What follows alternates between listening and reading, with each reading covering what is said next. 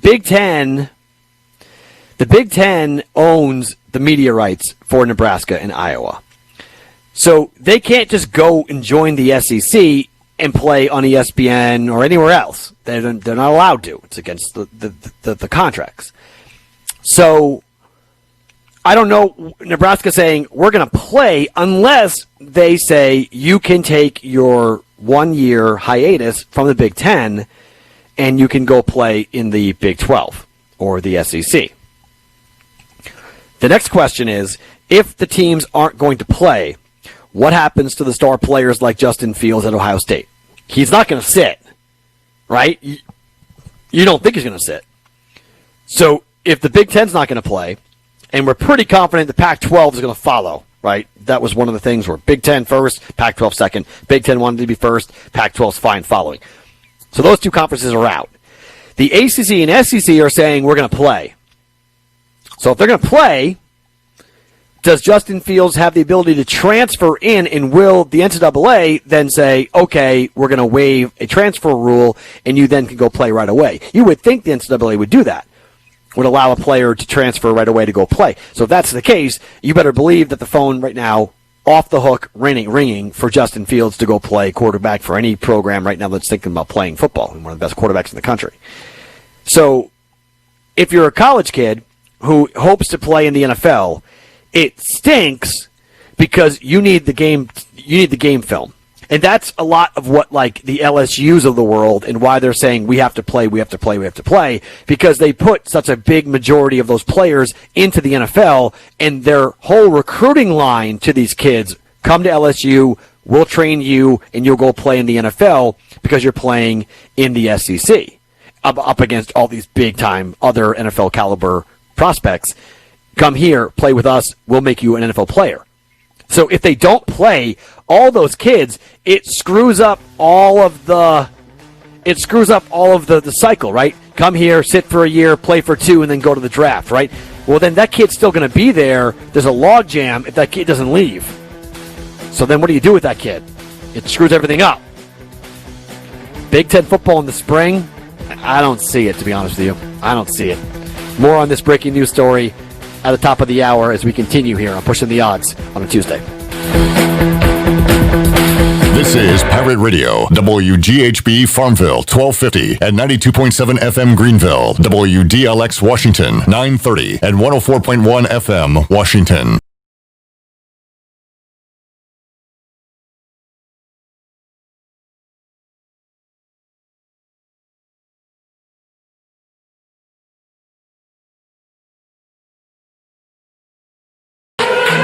The following is an exclusive presentation of Pirate Radio, the voice of the pirate nation.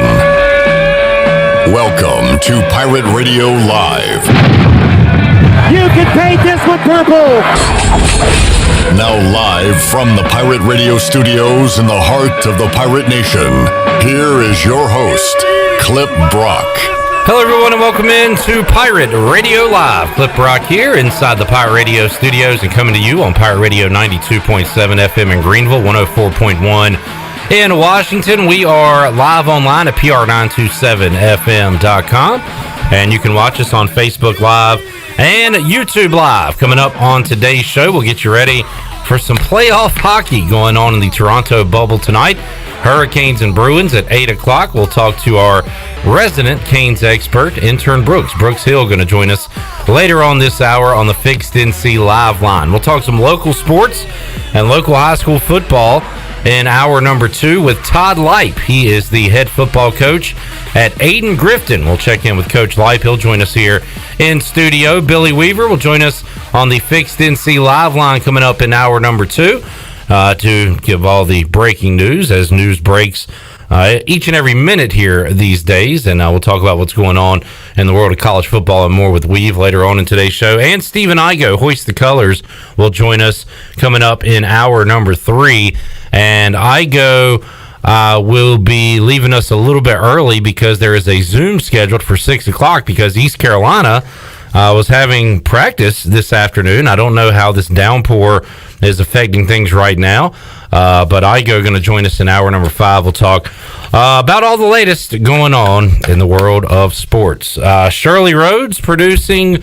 Glenn Griffin is here. Intern Chandler hanging out as well. And my guest inside the Pirate Radio studios from WNCT Channel 9, Nolan Knight, is here. Hello, Nolan. Hey, how's it going? I'm sure you guys have heard this a bunch, but I was just telling you, this is the first time I've been into the new studio here. You said it's been a couple of weeks, but it looks great in here. This is awesome. This is impressive. I was impressed the last time I was here, and a new surprise today. We wanted it to look nice for you, Nolan. Thank you so much. And don't be alarmed by the cameras and the lights. You know, do you have any experience with this high-tech equipment? People tell me I'm not very good in front of a camera. Nolan, of course, is what do you call it? The weekend sports anchor. But you do a lot more than that, Double right? B's number 2. Okay. You're Double B's number 2, not Double B is number 2. No. Nolan Knight is here. Nolan, all right, so Shirley, you didn't even have to play your negative theme today to come in because the news broke about 15 minutes ago. Yeah, thank you. That's the Shirley has bad breaking news theme. I'll have that news for you today. I tell you what, even before I give you the breaking news, because somebody had put on Twitter, I've been talking about the emotional sports roller coaster that I and everybody have been on. Are we positive? Are we negative? It changes a few times a day. And I thought about kind of writing that into words, the roller coaster we've been on, the good news and bad news. So this is what I typed up at 2:30 this afternoon. It changes quick. And it's changed already since then. All right, Nolan, the good news. The American Athletic Conference is moving forward with its plan to hold a fall football season in 2020. ADs met on Monday night to discuss potential scenarios, according to a report. That's from Ross Dellinger from Sports Illustrated. That's great news. That is awesome. All right, moving forward with a plan. Bad news, and this is a key one right here. This is a big one. Mike Oresco said whatever the Power 5 conferences do will weigh heavily on what he does. Not perfect news. That is not good Worst news. since 2:30. And more on that in just a moment. More good news. Whether Oresco sees the possibility of the AAC canceling ahead of the Power 5 conferences, that is unlikely. Again, more on that in just a moment. But that's kind of good news. We're taking that as good news. Bad news, yesterday a source indicated to Dan Patrick that a vote had been held by Big Ten presidents, and that vote was 12-2 in favor of not playing football. Now, again, I typed this up at 2:30. We'll get to the updated news in just a moment. That was bad news. But good news, yesterday Pete Thamel said no such vote has taken place. Someone didn't get on a phone call or something. Yeah, there was a little mixed messaging there, a bad game of telephone apparently. Bad news. Oh, this is what I typed at 2:30. It's still not looking great for Big Ten and Pac-12 football. Boy, what a soothsayer I am. I have the third eye, apparently. Maybe it was you. You turned the scales. Oh, no. Good news. Nathan Baird, B-A-I-R-D, at Cleveland.com, says if a vote is held, Ohio State will not vote to cancel the football season. All right. Yeah. We're back. All right. Bad news. Does it matter? Does any of this matter? Does life matter? Of course it all matters. Okay, thank you, Nolan. Boy, you really talked me off the ledge there. Good news, football is life, and the SEC is playing no matter what, baby. Oh, yeah. All right. So it means more. It just means more. Let's get to today's news. Shirley, you hit the theme again. I'm going to need it. Because remember all that Big Ten talk I was just talking about? At 2:44 p.m., about 22 minutes ago, Bruce Feldman says breaking, the Big Ten presidents have voted to postpone the 2020 college football season with hopes of playing in the spring, per sources. Pete Thamel, others reporting this as well. Good news. Wait, what? Good news. All right, good news. Slight good news. All right, I'll take it.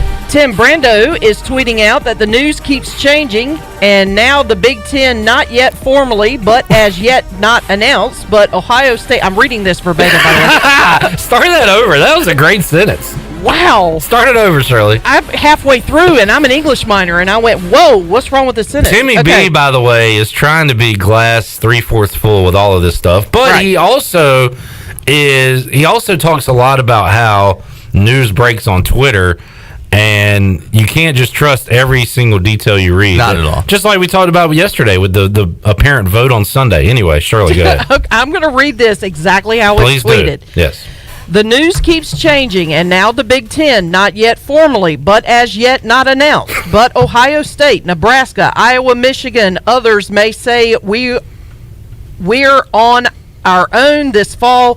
Many shots across the bow taking place as we speak. This is not over for all the teams, apparently. The league, though, exclamation point. I have no idea what I just read, but hopefully you can decipher that. That goes in the good news category. Glenn, what do you got? Bad news. Son of a bitch.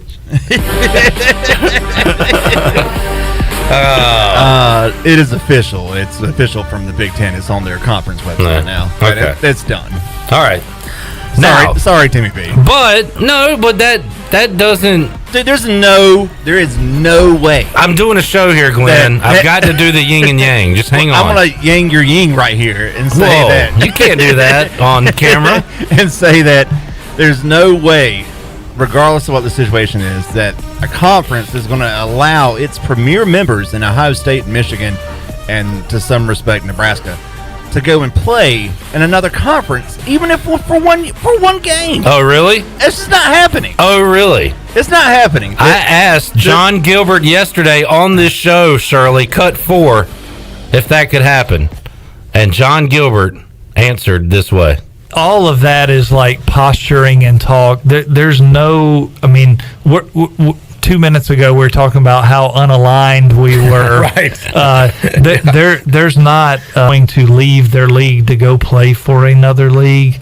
The complications of exit fee, TV dollars.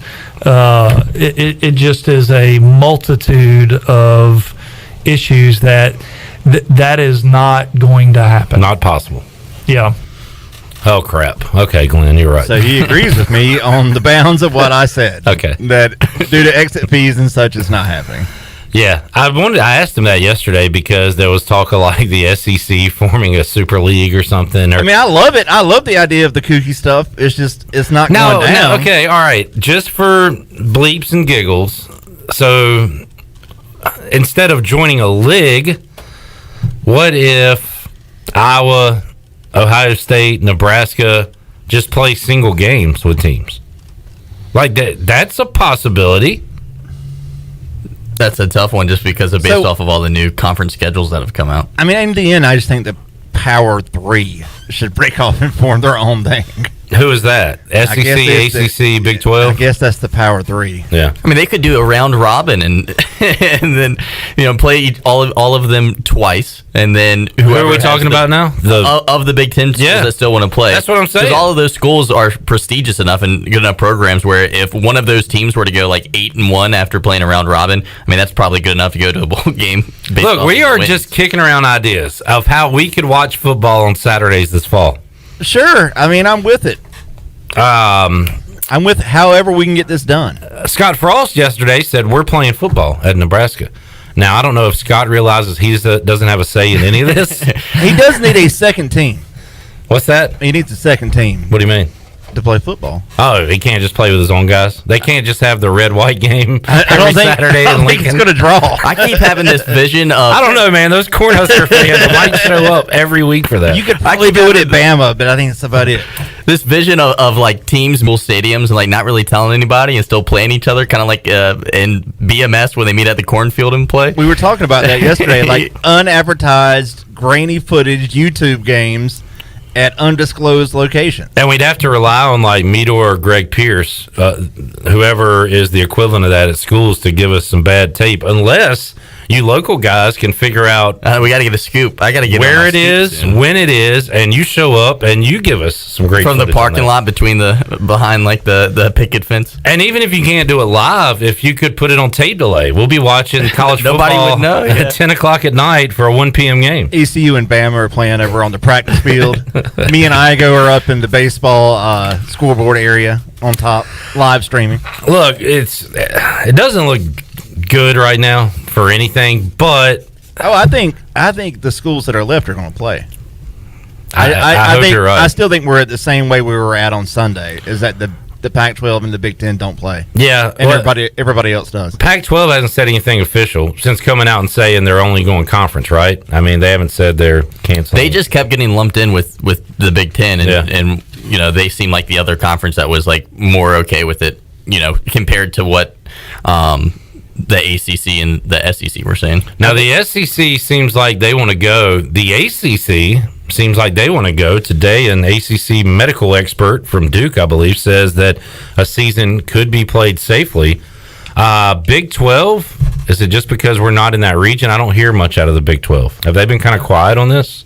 I think the Big 12 always is kind of quiet just because they kind of lack market size and media coverage. They're just going to Texas and Oklahoma and asking, hey, guys, what are we going to do? Yeah. I mean, I've heard Bowlesby talk a little bit, and it seems like they are in the same boat as the ACC. Maybe not as gung-ho as the SEC, but they want to play. Surprises me that Duke says that they're ready to play when they were like the first team to opt out of the NCAA tournament. And I saw a tweet today about that, you know, considering how fast Duke dropped, because Duke dropped before the ACC dropped, and right, they were like the first, and then it was the Ivy League schools for baseball were like the next thing to go. So, you know, the tweet I saw today, it said this isn't pretty important considering the fact when Duke dropped last time, that now, you know, a medical expert from Duke is saying it could be played safely, a football season. So that. All right, that's on the good side. We're back. We're back. Glenn, can you make a graphic of like where we're at, a seesaw, and like how positive and negative we are with things right now? I'm completely lost where I'm at right now. I'm up, man. I think we're going to be okay. Really? I think the season starts. Yeah. Nolan, what's your prediction? Well, you said it earlier off the air. What do you think? I think we get it. Nolan's got a good news, bad news for you. I think the season starts, everything works out. We see 2 or 3 games happen, and then there's like an initial outbreak, and then it's mass panic, and then things are shut down, and the season ends without it going to the spring. Of the teams playing, what school do you think will have the first outbreak?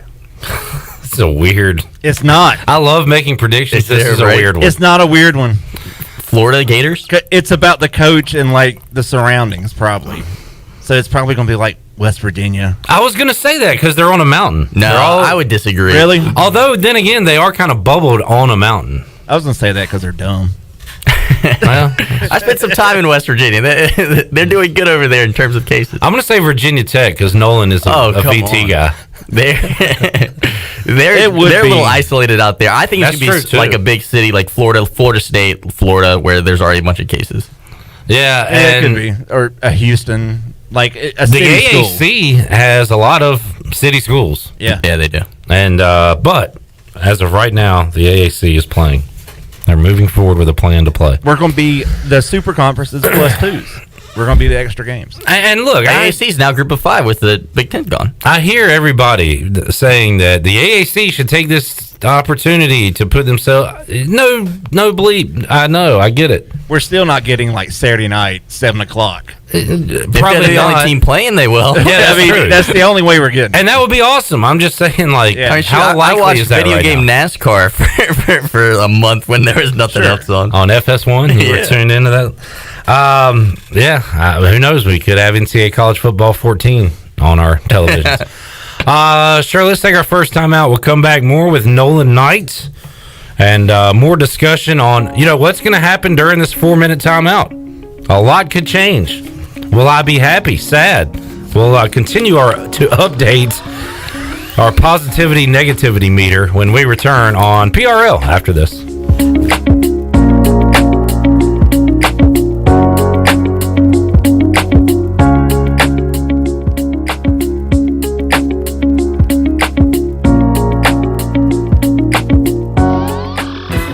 The dog days of summer are here, and Pip Printing is excited to be partnered with Pitt County Humane Society and Pirate Radio to make Greenville greater than ever. This is Donald Stocks from Pip Printing, and if you're headed to the beach, the river, or the pool, then stop by and see us and pick up a new t-shirt and 2 koozies for only $20. Help rescued pets here in Pitt County and make Greenville greater than ever, and by getting your shirts and koozies at Pitt County Humane Society or Pip Printing today.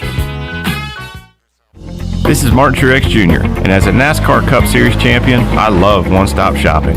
When I need fresh tires or fuel during a race, my pit crew takes care of everything. Off the track, I have an Auto Owners independent agent. They handle all my insurance in one place: car, home, life, and business. Get your own pit crew and find a local agency with Auto Owners Insurance. This is Norm Bryant with Town Insurance in Greenville. Call me today at 756-8300. Go Pirates. There's nothing like Pirate Game Days. He's got the ball. He starts right. He goes left, and there he goes. 10, 5, touchdown Pirates. Home Nailers takes it in from 21 yards out. The sight of a tailgate. The roar of the crowd. Support the Pirate Club and buy your season tickets today by visiting ECUPirates.com. We're in this together. All hands on deck. One Pirate Nation. Bostic Sugg Furniture wants to know, how'd you sleep last night? If you're like thousands, the answer is probably not very well. You're tired, stressed, your job suffers, and worse, your health suffers. Get better sleep on a Restonic mattress, a Consumer's Digest Award winner 13 years running. Restonic Queen mattresses start as low as $4.99. Restonic two-sided Queen mattresses from only $6.99. If you're ready to wake up to a whole new you, we have a Restonic mattress waiting for you, exclusively at Bostic Sugg Furniture. In studio today with Dr. Shondell Jones from Kinetic Physical Therapy. How can you help people with back pain? Well, most people are going to have back pain at some point during their life, but you don't have to live with it. A bad MRI or a bad x-ray does not mean you're destined to always have pain. We have specialists that are well trained to find out what the true problem is and the true source of your pain so they can get you on track to feeling better. So don't suffer with back pain. Our nationally board certified specialists are here to help you. To learn more, visit us at kptonline.com. We can help you live well, move more, and hurt less. East Coast Grading and Utilities is your source for clearing, hauling dirt, and concrete work. East Coast Grading and Utilities handles all sewer and water issues as well. I'm David Vaughn. Whether putting in a new subdivision or helping you with any and all of your drainage problems at 531-7494. No job is too big or too small. East Coast Grading and Utilities. Friends helping friends. 531-7494 for East Coast Grading and Utilities. CPW's is currently open 7 days a week, with the bar opening daily at 3 p.m. for cocktails and appetizers, and for dinner starting at 4 p.m. Every Monday and Tuesday at CPW's, receive a free appetizer of your choice when you purchase 2 dinner entrees. The dining room is also available during lunch hours and weekends for private dining, meetings, and events. CPW's also offers drop-off caterings for luncheons, employee appreciation events, weddings, showers, and reunion dinners. CPW's is now offering our streamlined dining room menu of classics and favorites. If there's a legacy menu item that you miss, just ask and we'll do our best to prepare it for you. And for carryout, try easy online ordering at cpws.biz and save 10% off your order just for trying it out. Come see what we're all about. CPW's, corner of Stantonsburg Road and Arlington Boulevard in the Stanton Square Shopping Center, Greenville. Hi, this is Phil Steele of Phil Steele's College Football Preview Magazine, and you're listening to Pirate Radio, the voice of Pirate Nation.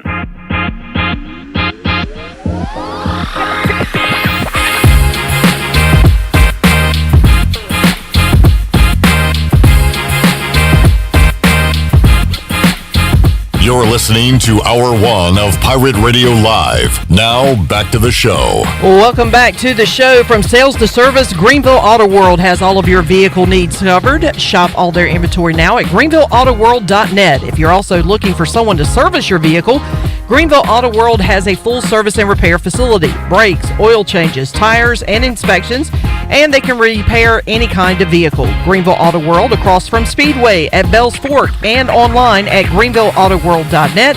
Thanks to Tim Sutton and Jim Rogers of Greenville Auto World. Now let's head back in to Pirate Radio Live. Here's your host, Flip Brock. All right, thank you very much, Shirley Rhodes. Welcome back into the program. Coming up in just a little bit, we'll preview Bruins and Hurricanes as the Stanley Cup playoffs began about 20 minutes ago. The Blue Jackets, an early 1-0 lead over the Tampa Bay Lightning. Canes and Bruins play tonight. We are in the no news is good news portion of the year, and we would be pretty much in that anyway, because we'd be covering NFL and college football, and all you hear, and now we're getting into training camps and stuff, it's really like July and very early August where you just don't want to hear anything, because if you do, it's either injury or arrest. Exactly. You know, and so now we're in a different point where we don't want to hear news, because it's either cancellations or other bad news usually. And earlier today, it became official that the Big Ten will not be playing this fall. They are moving to spring and are attempting to play in the spring. And John Gilbert talked about this yesterday, that they're not going to say cancel for the entire scholastic year. They're going to he doesn't think that they're going to punt until 2021. They're at least going to throw out there that, hey, we're going to try to play in the spring. And that's so many different logistical things that no one's even, I feel like, wrapped their mind around. The part, and you're right, I mean, there's a lot of different things to it, but the part that gets me is, how do you do that? When does the season start and end? And then when does the 2021 season begin? The actual fall season begin? Like, you can't play 12 games. Oh, no. You'd have to it would be conference only, probably. Like a 6-game schedule? Yeah. Something like that? Just to do something to burn everybody's red shirt. Yeah, exactly. I don't know. It's so many questions. And, you know, with the Big Ten making this decision, is the Pac-12 soon to follow? Possibly. But are they doing this thinking, hey, everybody's going to jump on board if we do this, and we're going to go to the spring format, because then if everybody's playing, we can have some sort of championship, bowl games, that kind of thing. Because another thing that's been brought up is, if the ACC, SEC, Big 12 stay in, you know, what are they playing for? If conference championship. I agree. I think, well, selfishly, they're playing for me to still continue to be involved in this line of work. Exactly. So I don't have to go find a new career. So that's what they're playing for, selfishly, for me personally, and for others like me. For everyone. Yes. I mean, you think of the institutions, they still have to pay these coaches a lot of money to, you know, not coach at all and not make any revenue. And also, like you said, conference championships. I mean, let's be honest, the way the system's set up, ECU doesn't go into the year with national championship aspirations. Until 8 years ago, conference championship was like most teams' goal. You know, I guess a BCS game, but you know, it wasn't, a national championship wasn't as attainable, or it seemed as attainable. And how many teams a year realistically are playing for a national championship? Like, yeah, now 10, 6. Yeah, it's even lower than that. Yeah, now it's down to the usual suspects. Clemson and an SEC team, really, and Oklahoma to lose in the first round. Ohio State, Notre Dame, to like make it once every few years. So I still think if that you know, only a few leagues play. The ACC, SEC, Big 12, American, and you've even got the Fun Belt, which is still saying they're going to play, and our old friends with the Conference USA saying they're moving forward. How about this? So if these conferences that are still left, could this be the first time that we actually see an expanded playoff with each conference champion getting their shot at one another for a national championship? So I just named, 6 conferences? Mm-hmm. So every conference champion is in the playoff. You do 6 team, top 2 get a bye. Yeah, boom, we just solved it. Then that's fun. ECU I'm already has excited. a realistic shot at a national championship this year for the first time in a very long time. So yeah, I don't know what they're going to end up doing with, you know, scheduling and now looking at ECU. So East Carolina, Marshall is still technically on board and playing football. So is South Carolina, but they are going league only in the SEC. Yeah, Georgia State is Fun Belt, so they're still on the schedule. And, of course, Norfolk State dropped. So ECU is still sitting at 10 potential games this year. And we just have to wait and see. If we can just get 2, I think. You are really sticking to that 2 number. Hey, that's 2 weeks of fun. Better than none. You're not asking for much. I'm okay. I'm trying to think now. If I like gambling, and if this is like hedging my bets right now. If I could take for sure a 2-game season, or risk it for 10. What would the over/under of be? Do you think that Vegas would set for how many weeks of football are played? Oh, boy. 5.5? I was going to say 4.5, but yeah, 5.5 maybe. Again, the Would SEC. you take the over or under? Under right now, because like you were talking about, I'm on the bottom end of the seesaw right now after today's news. But the SEC, I feel like, still holds the cards. I mean, we discussed it yesterday. What if they are the only show in town, and the NFL takes over Saturdays as well? So you get the 3:30, classic SEC game on CBS, and then in the nightcap, it's like Steelers-Ravens. So, I could see the SEC and the NFL being the only football this fall. That would be huge for the SEC. Already dominates, but that would really tilt the scales. I don't know, man. I don't know. Do you think this spring season that they keep talking about begins in January, or do you think it begins in like March? Because if it begins in January, you can have your national championship or conference championship like in April, and that right around the time of the basketball championship. Yeah, exactly. And also, that's a good question. I have not seen. Imagine like the first game of the season in blizzard temperatures in Wisconsin. Yeah, exactly. I mean, it's going to be hell for the Big Ten schools who we're talking about right now in January, February. But another thing too, if conferences go to this, we're going to try. That pretty much wipes out any college sports for 2020, right? There's not going to be basketball. Basketball probably is already planning on starting in January, I would imagine. Yeah, I mean, and all this is coming out, and there's so many different scheduling issues with the other fall sports that no one kind of has the time to think about. Unfortunately, I hate to say that, but the logistical standpoints. I mean, those seasons start at the end of August. Like volleyball, I think was supposed to start in like the 28th. Women's soccer, yeah, exactly. Some other sports, and the AAC has laid out a plan for those sports. They came out with it. The days run together, but I'm thinking last week that they had a plan in place to play league games in those sports. Now I don't know. Oh, they would probably just start whenever because they don't start playing those conference games until like a month into this season. Right? Yeah. Like normally they would be playing this month. I probably should have known that. Yeah, Nolan. As the host, I expect my guests to know every question I ask of them. So Clint, Chandler, what are you doing over there? You're not Shirley. Do you know how to work that mic? Yeah. Hey, what's up, buddy? How you doing? Bathroom break. Do we got the Chan Cam going, Glenn? All right.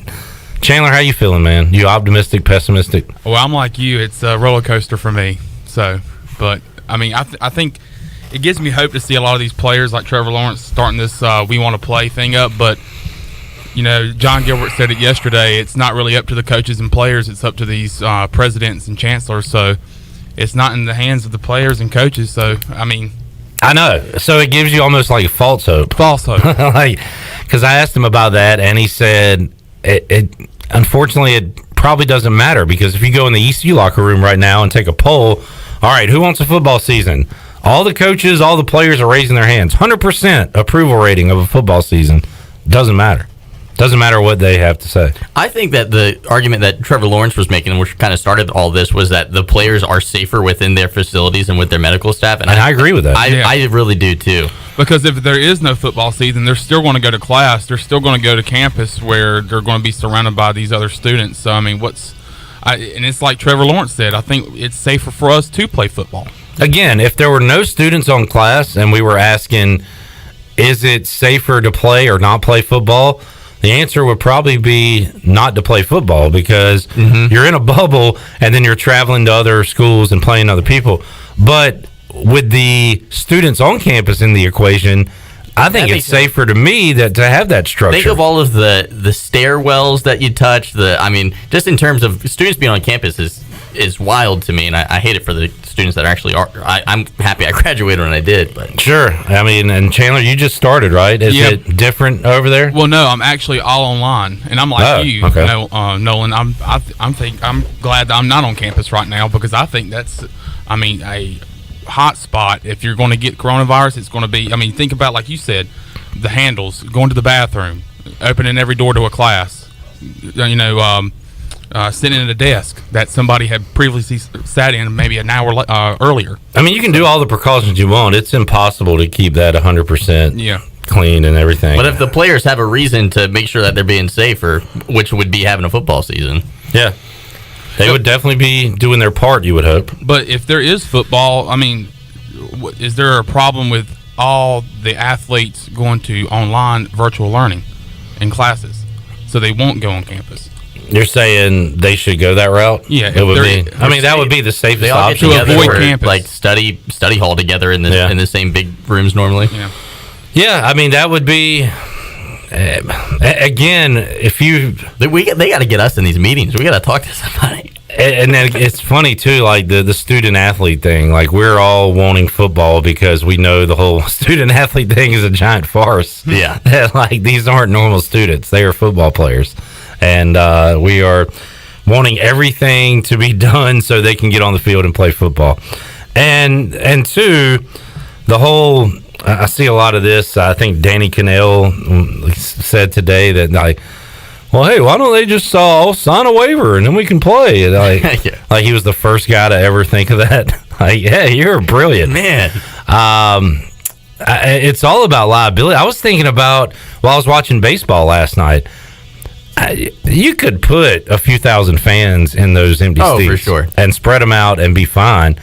But it's all about liability. Part of it is because we as people suck and want to sue everybody for everything and get money. And if somebody gets sick after attending a Braves Yankees game tonight, then they're going to sue the New York Yankees and win a couple of mil. Yeah. And the Yankees can't, they can afford a lot, but they can't afford to give every fan $2 million. So I don't know. We're just. When does it end?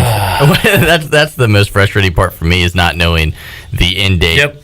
I've said that since March. Today, if you told me it's going to take 5 years, I think I'd take that over not knowing for 5 years. At least you could go to your calendar in your phone. Can you go 5 years? You probably can't. Yeah. 2025, August 11th, all this is over. Like, you are preparing everything for that date, and you got something to look forward to. Unfortunately, we don't have that. We don't have the finish line.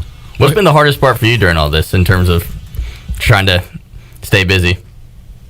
Well, those few, I don't know if it was few, those many weeks where we didn't have any sports, we had to come up with a lot of different things. Stephen Igoe and I watched a ton of old ECU games. I remember that. That was all right. That was something to do.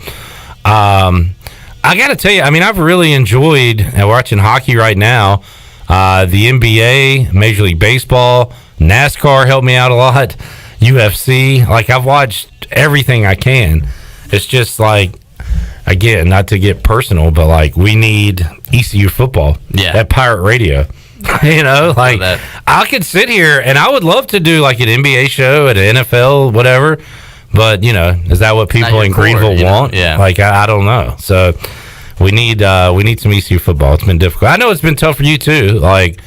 Having to do a sportscast, and it's been a little bit of a struggle trying to not be switched over to the news side of things, but I've managed to find a story each day and give Brian something so that he can have a sportscast, and on the weekend it's basically just recapping. It's been easy now because I've just been recapping all the sports that are going on, so that's been good. But the first couple of weeks and stuff of literally running virtual iRacing highlights on my 6 p.m. Saturday newscast.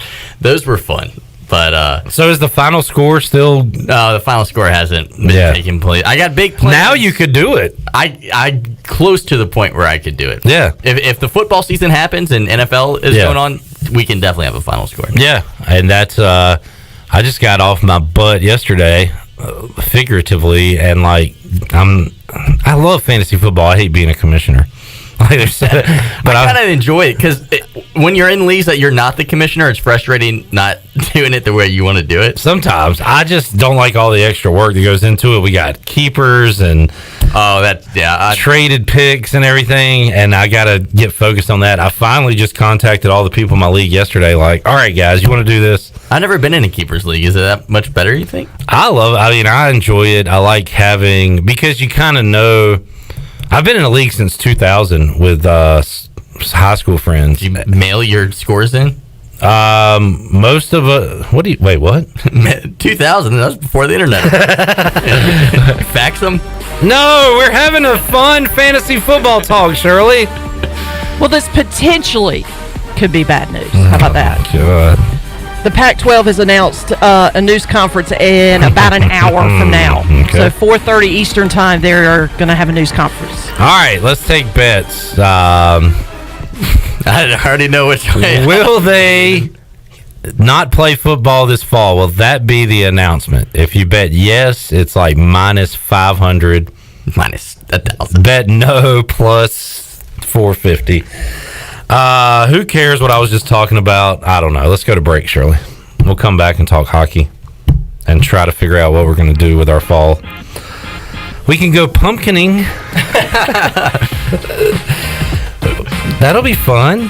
What? There's a big cornhole tournament that's going to be held over at Granger Stadium coming up in a couple of months. So you We'll can do talk that. to Wade Howe from the Wood Ducks about that. Yep. Kudos to them. They've been trying to figure out ways to get sports and things at Granger Stadium. They had the big senior send-off. That was really cool, actually. That was one of the cooler events I've ever covered. We'll talk about that more in the future, the cornhole tournament. But And they also have some great new swag in their new store. yeah, the What the Duck shirt. Yes, What the Duck. That is pretty cool. I'll take a time out, come back, talk more hockey and awful, terrible news after this.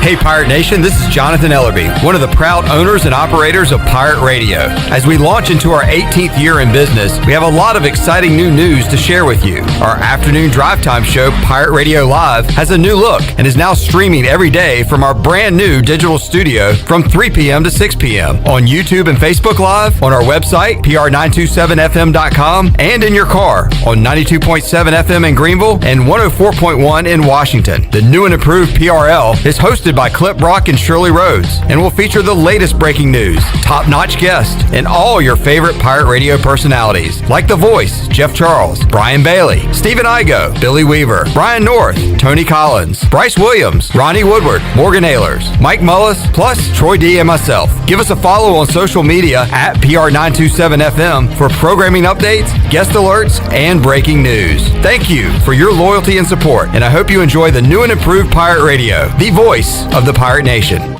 Let's turn a trip to the branch into a tap on your phone. Let's hit pause on a lost debit card without hitting pause on life. That's how First National Bank is redefining convenience with a top-rated mobile app that puts more security and control at your fingertips and friendly people to help you succeed right by your side. Let's get started at fnb-online.com or your local First National Bank. FNB member FDIC.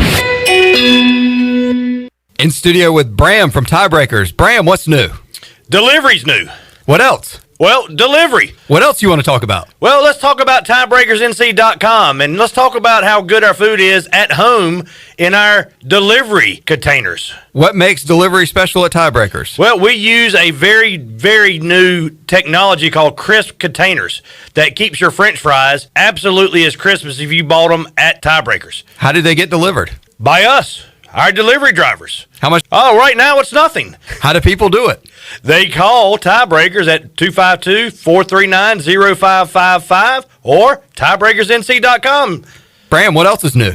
Delivery, bud. I'm telling you, it's the newest thing in the world. Delivery from Tiebreakers. Bram, what's your favorite word right now? Jonathan, is delivery, bud. Delivery. I'm telling you, delivery is the word. This is going to be fun. This is Dr. Phil Perdue with Orthopedics East and Sports Medicine Center. My colleagues and I recognize how difficult this time is for everyone in our community. We continue to see patients during the week while taking precautions to keep everyone safe. Our extended care clinic is now open on Saturdays and Sundays from 10 a.m. to 2 p.m., so you can avoid the emergency department for your urgent orthopedic care. For more information, please contact us at 757-2663 or visit our website at orthoeast.com. For years, Callie Ann Phelps has been singing about Phelps Chevrolet. Phelps Chevrolet is the one for you. Low, low prices, service too. See the big dealer right away. Carolina's finest, Phelps Chevrolet. And you'll agree with what Skylar Phelps has to say. Nobody beats Phelps Chevrolet's prices. Nobody. The name you can depend on. Phelps Chevrolet. Get you one.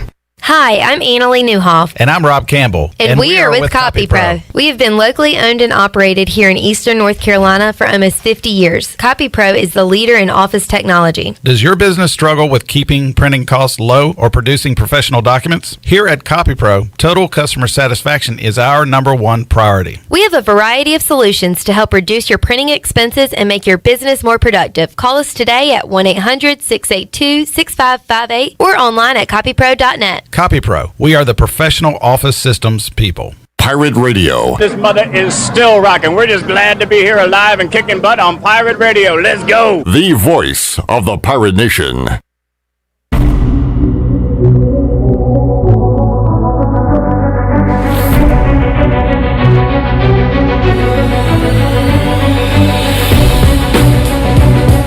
You're listening to Hour 1 of Pirate Radio Live. Now, back to the show. Welcome back. NPRL this afternoon is brought to you by Bud Light, who reminds Pirate fans to always stay in the game and drink responsibly. Bud Light, proudly distributed by Carolina Eagle Distributing since 1989. And coming back into Pirate Radio Live clip, I've got a nice little stat for you. Okay. The last Big Ten team to play a rogue season was Iowa back in 1930. Now listen to this. I love the name of that, by the way, a rogue season. Yes, a rogue season. Iowa was one of multiple teams with slush funds for athletes, but got caught and was booted. Nobody was allowed to play Iowa, which had to dump its staff and most athletes to get readmitted, and then Purdue agreed to play. That all took place back in 1930. So there's a trivia question for you at some point. So it's kind of been done-ish? Yeah, and Nebraska and Ohio State have both released statements basically saying, don't blame us. We wanted to play. Hey, don't look at me. Blame the other guy. Yeah. Blame Michigan or whatever. All right. Well, Michigan, Glenn was showing me a picture. They've got shirts out already that's got the Michigan football, and it says 2020 undefeated season already. Cute. Yeah. We will open up the Pirate Radio booty bag, Shirley. Coming up in hour number 3. Yes. So, what do we got in the booty bag today?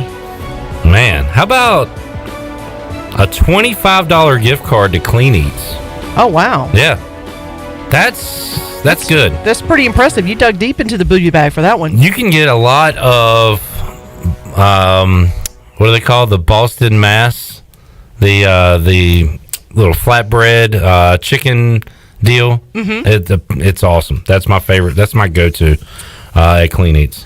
I'm trying to remember what the one I had. It had like a little bit of hot sauce on it or something. I can't remember what it was. Everything there is tasty and healthy. So yes, very, very healthy. $25 gift card to Clean Eats. We'll give that away coming up in hour number 3. Igoe said to join us in hour 3. Todd Leip, head football coach at Aiden Grifton, going to join us in just a little bit. And Billy Weaver, hour number 2 as well, as we will continue to pass along each and every news update that we can here on Pirate Radio Live. Let's head out to the Fixed NC Live line now and talk to old Brooksy, intern Brooks, a.k.a. Brooks Hill, who joins us to talk about his beloved Carolina Hurricanes. We got Canes hockey coming up tonight, 8 o'clock against the Boston Bruins. Brooks, how you doing, man?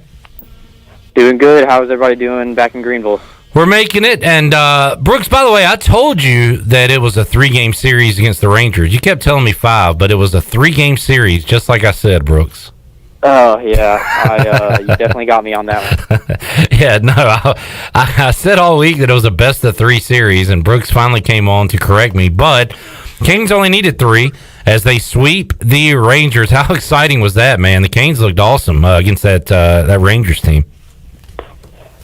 Oh yeah, it was really good to see them dominate back to their, the beginning of how the season started. If you remember, they started the season with a 5-game win streak, and then they started essentially the bubble with a 3-game win streak if you don't count the exhibition game. Brooks' goaltending was awesome, no matter if it was Mrazek or Reimer, and now they head into this 7-game series against the Bruins with, I don't know, decisions to make. Is Mrazek still the guy in game 1? Because it seems like right now, no matter who they choose, is a good option for Carolina. Well, Rod Brindamore said to not be surprised with everybody. He's going to work both guys into the series. Again, because, this is a very odd time. They had a week off, but now you're playing a 7-game series against the President's Trophy winner, Boston Bruins. So you have a little bit more cushion to play with where if you lose a game, everything's not over right away. Maybe how, the Rangers fell into a little hole and they ended up switching goalies too. But I would say that you still have to go with Mrazek. I mean, Mrazek was your number 1 guy all year long. So, and it's not even a knock on him. He did not play bad in either one of the games that he won. So I would expect Mrazek to start in net for game 1 against Boston tonight. Brooks Hill joining us to talk Canes-Bruins game 1 coming up tonight at 8 o'clock. And Brooks, once again, the goaltending was great, and the Canes were certainly scoring enough goals as well. Andrei Svechnikov with the hat trick in one of those games. Aho was magical as well. So your young stars really shined in that series against New York. What did you think about the Canes and what they were able to do from an offensive perspective? Oh, from offensive perspective, it looked really good to see the top line be the top line. That's what you need. You have your scoring line, you have your energy line, you have a defensive line, and you just have depth line. That's typically the 4 lines that you would see in hockey. And Teravainen, Svechnikov, and Aho tore it up. Svech was the first person to ever wear a Hurricanes and Whalers jersey in a playoff game and get a hat trick. So even the Whalers history, no one was able to get a hat trick in the playoffs, which was, I don't know if it's alarming, but it's really nice that it was Andrei Svechnikov, who, is probably going to be the future of the franchise along with Aho and Teravainen right there. And then now that the Oilers and Connor McDavid, I got that pick way wrong, holy cow. Now that they're gone, Sebastian Aho leads the bubble in points. So you can say that you can argue that Sebastian Aho is the best player in the bubble right now because he has the most points. Brooks, kind of the theme to hour 1 of this show has been good news, bad news, the emotional roller coaster. And I guess the good news is the Bruins, have looked bad in the bubble. Now, the games didn't matter that much. They did matter for seeding. The bad news is we saw this series last year, and the Bruins dominated the Hurricanes and made pretty easy work of them. So, I don't know. What do you factor any of that into what we're about to see coming up tonight with Game 1? Do you look back to last year? Do you look back to last week and how the Bruins have been playing leading up to this? Yeah, so that's a good question. So last week I talked about how the Rangers 5 months ago swept the Hurricanes in regular season games, and then the Rangers did not come to play. So you can't base off especially something that was 14 months ago, let alone 4 months ago. Yeah, you can't base it off anymore. What you got to base it off is the Hurricanes had a week off, which, especially in a bubble scenario where you really can't do anything besides play hockey, it's a very hard thing just to pick up right where you left off. And that with the Bruins, you can say the games didn't matter, but tell that to Vegas, who won all 3 of their games for the seeding in the Western Conference. They were able to turn it, even if you are a pro, it's so hard just to flip the switch from on to off, no matter what. You feel like it's like a fluorescent light. You got to ease into it. Just not 0 to 100 real quick. Talking to Brooks Hill as we get you set for Canes-Bruins coming up tonight. And Brooks, what concerns you the most about this Bruins team when you look at them and the talent they have on the ice? Probably the coaching. That's what I would say is number one. The top line was non-existent in their round-robin games.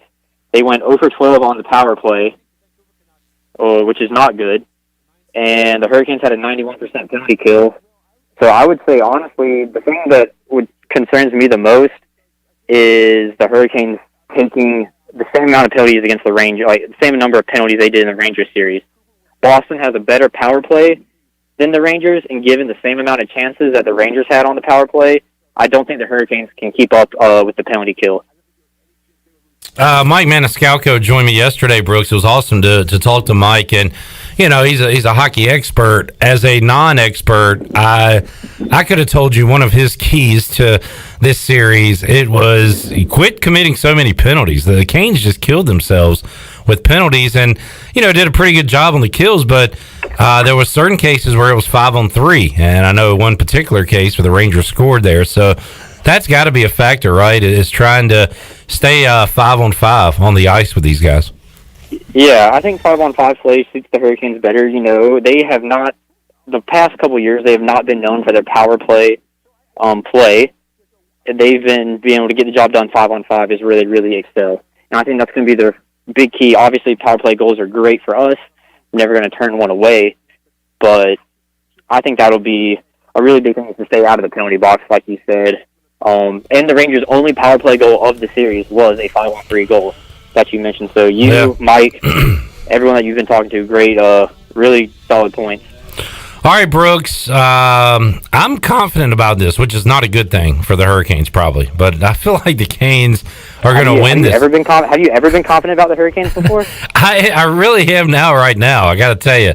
I'm seeing Canes in like 5 or 6. How about you? What do you think? Yeah, I think so too. I definitely don't think they sweep Boston 4 times in a row. Or I'm sorry, win 4 times in a row for the sweep.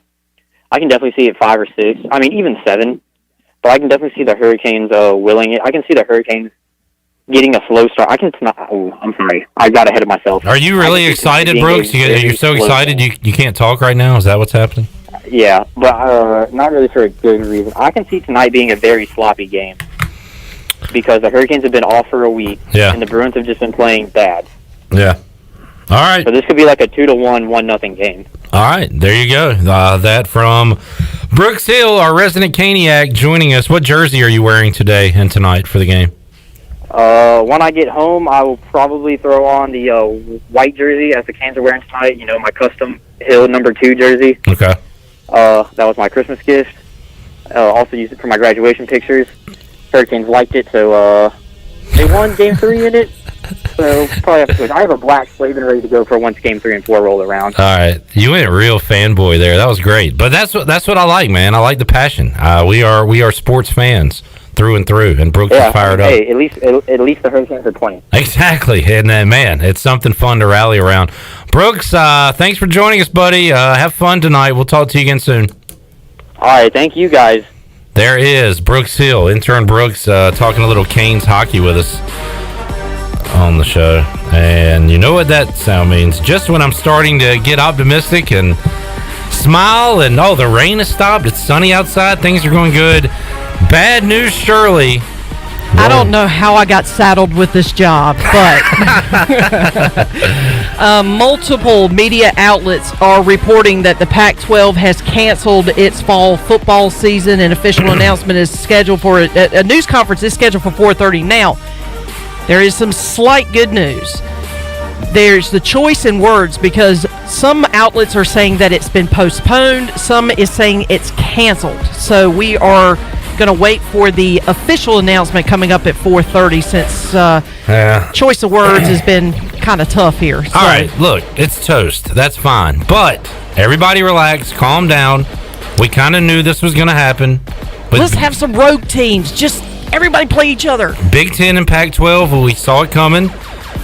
There's the option of still a lot of conferences playing football. There's the other option of rogue teams. I like the idea of rogue teams. Just look, Nebraska. Hey, ECU's right down. You just pick up the phone. Call John Were Gilbert. you about to say right down the road? I meant to say, yeah, I started to, and I was like, wait a minute, no, where's that? The 264, head Yeah, west. no. Yeah. Just head west and keep going? You're right there in the sea of corn. Yeah. But what I was trying to say was, pick up the phone. You know, if I were these if these ADs want to play and these kids want to play, go rogue for a season. Well, I mean, John Gilbert and Pirate Radio Athletic Director Glenn Griffin said that schools will not leave a conference and join another school. But you don't have to do that. No, rogue just, teams. Just go rogue. Play. Yeah. You're playing for yourself. What do they call it? Non-conference? Yeah, non-con. Just go non-con for a whole season. 12 non-con. I'll watch it. All right, we'll take a timeout and come back. We'll talk high school football when we return. Speaking of the good news, bad news, Nolan Knight was pretty optimistic when he walked out that there was going to be some high school football. We'll talk about that with Todd Light, the head football coach of the Aiden Grifton Chargers, when we return on Pirate Radio Live after this.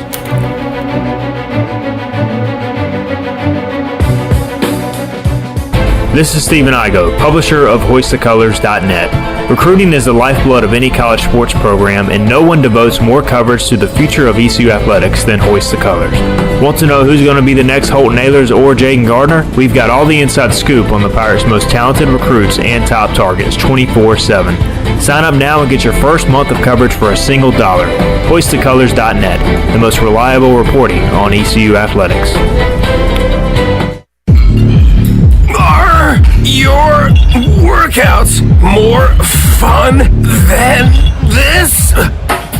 Well, if they are, then I want to sign you to an endorsement deal with Michelob Ultra. I'm looking for anyone and everyone who makes working out a blast. If that's you, head to TeamUltra.com for a chance to score awesome perks like Team Ultra gear and more. That's TeamUltra.com to enter. No purchase necessary. Open U.S. residents 21 plus. See official rules at TeamUltra.com. Message and data rate may apply. Void where prohibited. Enjoy responsibly. AB Michelob Ultra Light Beer, St. Louis, Missouri. Back to school is here, and the Auto Store Group is committed to helping our customers drive the best quality pre-owned vehicles and is committed to caring about our kids and our community. This is Bryce Williams from the Auto Store Group, and right now during our Backpack to School event, every time we sell a vehicle, we'll be making a $50 donation to any local school that the customer chooses. The Auto Store Group, 3 locations, over 150 vehicles online at theautostoregroup.com, and most importantly, proud members of the Eastern North Carolina community for over 38 years. Did you know you can help prevent natural gas emergencies? Whether you're planting a tree, putting up a fence, landscaping, or starting an excavation project, Greenville Utilities strongly encourages you to follow the law and call NC 811. Even minor contact with a natural gas pipeline could cause a natural gas emergency. Before digging or excavation of any kind, North Carolina law requires you call NC 811. Please call at least 3 full working days in advance so all utility lines can be professionally marked prior to digging. Stay safe, avoid damages, and call 811 before you dig. Weekdays are a great time to visit North Carolina State Parks. The best time to learn about nature is to be able to look, listen, and feel its natural beauty.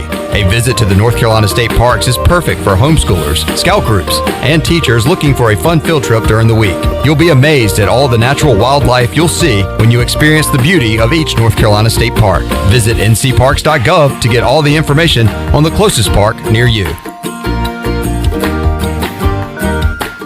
Know what I like most about my new phone from US Cellular? I don't know. That it was $700 off. What? Switch to US Cellular and get $700 off the latest phones. US Cellular. Choose promotional pricing requires an unlimited everyday or even better plan. New line, port-in credit approval, qualified smartphone purchase, and comes via monthly bill credit on a 30-month retail installment contract. Taxes, fees, and additional restrictions apply.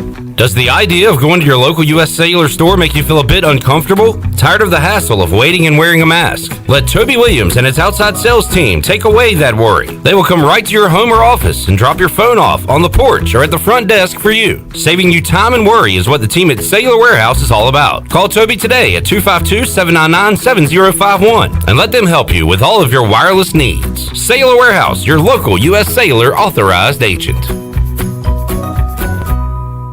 Register for Army ROTC to be a leader and an officer in the U.S. Army, Army Reserve, or Army National Guard. You could also be eligible for a full tuition scholarship. Lead the team that makes a difference. To learn more, contact Dale Anderson at 252-622-5346 or Anderson, DAL, at ecu.edu. Paid for by the United States Army. This is Pirate Radio, WGHB Farmville, W224EI Greenville, WDLX Washington, and W281CH Washington.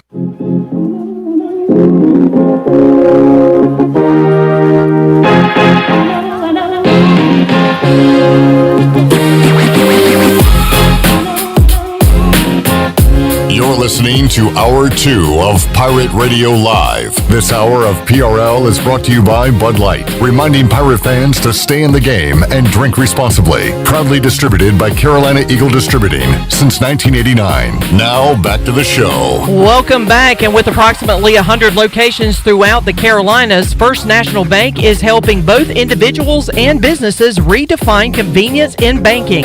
Visit us today at fnb-online.com. First National Bank, member FDIC. Now let's head back in to Pirate Radio Live. Here's your host, Clip Rock. All right, thank you, Shirley. Nothing else right now? We're good?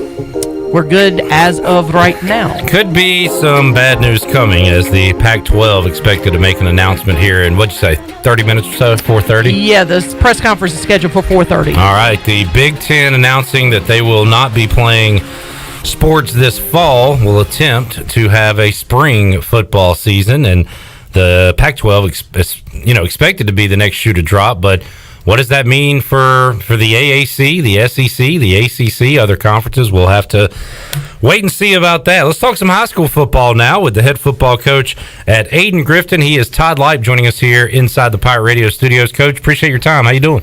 Good. Thanks for the invite, Clip. Yes, sir. Thank you. And I want to ask you, I guess, first of all, how crazy this offseason and how different this offseason has been for you. And, of course, people know your name. A lot of success at J.H. Rose and now taking over for Paul Cornwell at Ayden-Grifton. So, and I think back to when I talked to Will Bland last week. It's his first year head coaching at J.H. Rose, but he's familiar with the program and everything. Pretty smooth transition. I'm assuming your transition is the same, pretty smooth. But with that being said, how different has this offseason been for you? Well, first, I want to thank Paul. He's the guy who gave me the opportunity to get my feet back in the water a little bit, but also he kind of put me in place to be the head coach when he stepped down. And the way he did it so early. We're able to get a couple good hires. So that really got the ball going for us. We hired Brian Tripp, who's going to be our offense coordinator, offensive line coach, and he's really good. I didn't know how good. I'm very, very impressed with Brian Tripp. And then Tyler Hale, who was the first-year head coach down in Jones County, and then he wanted to come back, and we had a place for him because of a retirement. And things look good going in, and then all of a sudden, we all got sent home, and we were away from our kids for so long.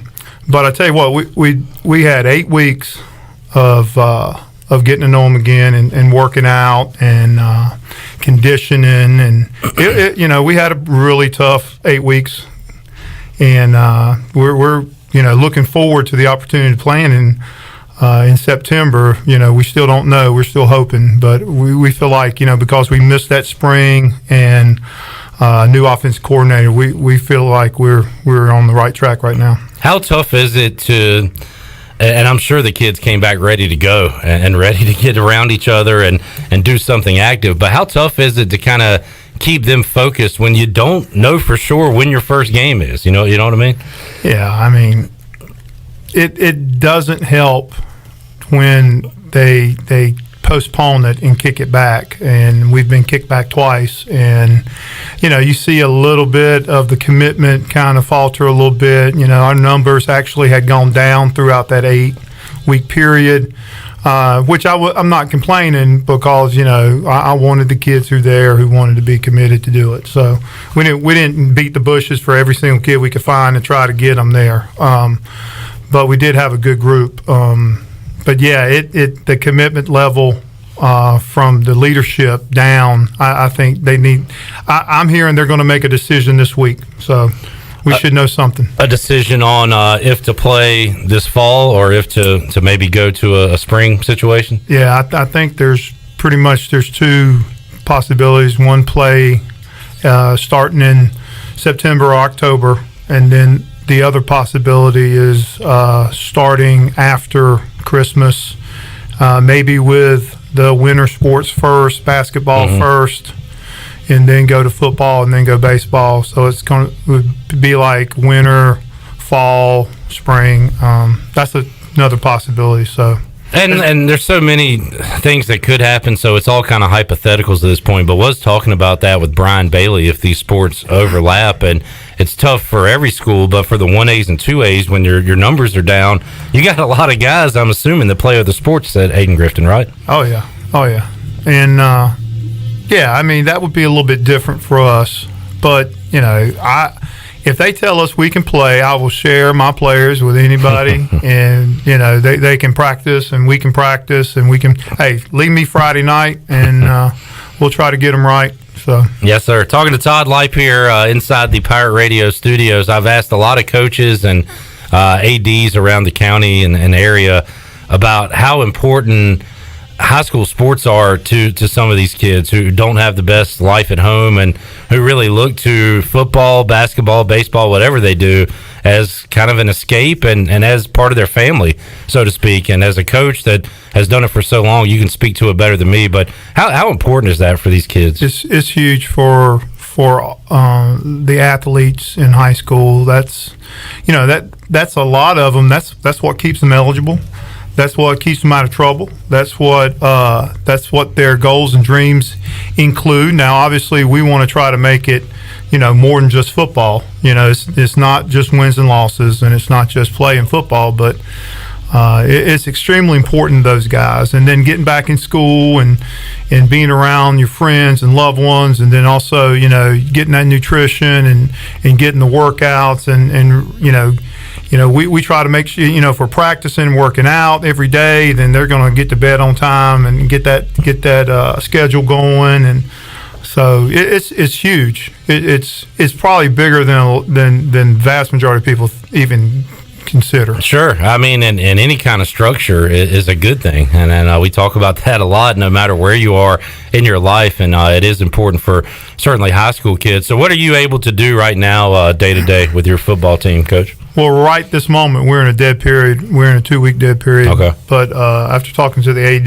and, we should be able to go back to doing what we were. So what we were doing was we were having pods of 9 and one coach, and we could work out in the auxiliary gym with our platforms and our barbells, and that would be one pod. Another pod was out on the patio, and we were doing dot drills and plyos and abs and push-ups and things like that, explosive activities. And then the other group was outside doing conditioning. And all these things are really fun now. I'm picking. It's not that fun. After conditioning, though, we did get to go out and we put cans up and we'd line up a little bit further apart than normal, but we'd line up and we actually got a lot of good work in and got our schemes in, and so. And I guess a couple weeks ago they went to a different phase where you could actually have a ball, right? Yeah. Okay. Yeah. So we could actually throw the football, which is amazing. Kind of important. How much excitement that caused. How underrated a football is at practices now. You don't know you missed it until it's gone, right? You didn't know. Talking to Todd Lipe here on the program today. And how about and again, we don't know what it's going to look like, but your schedule for this season, do you think if you are able to go in the fall, is it going to be kind of a conference-only deal? Is that the way it's going to look? Not sure. Maybe 8 games. I don't know. Yeah. I mean, it's just hard so much to say. To be determined. We had culled our schedule down to 10 anyway. We wouldn't play in the endowment for the last couple of years. We hadn't played the endowment.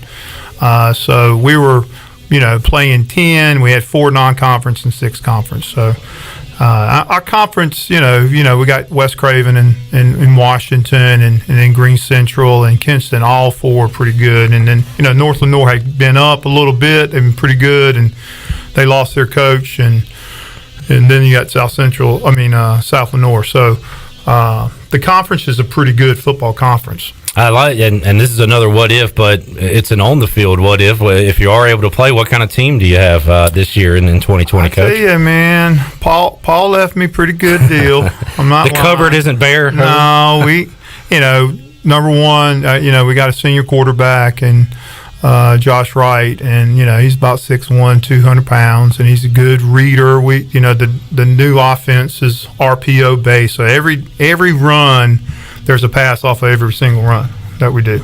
So he can give it, he can pull it, and he can throw it. So, and he's been used to that. So we've kind of, this is senior year, this is an opportunity for him.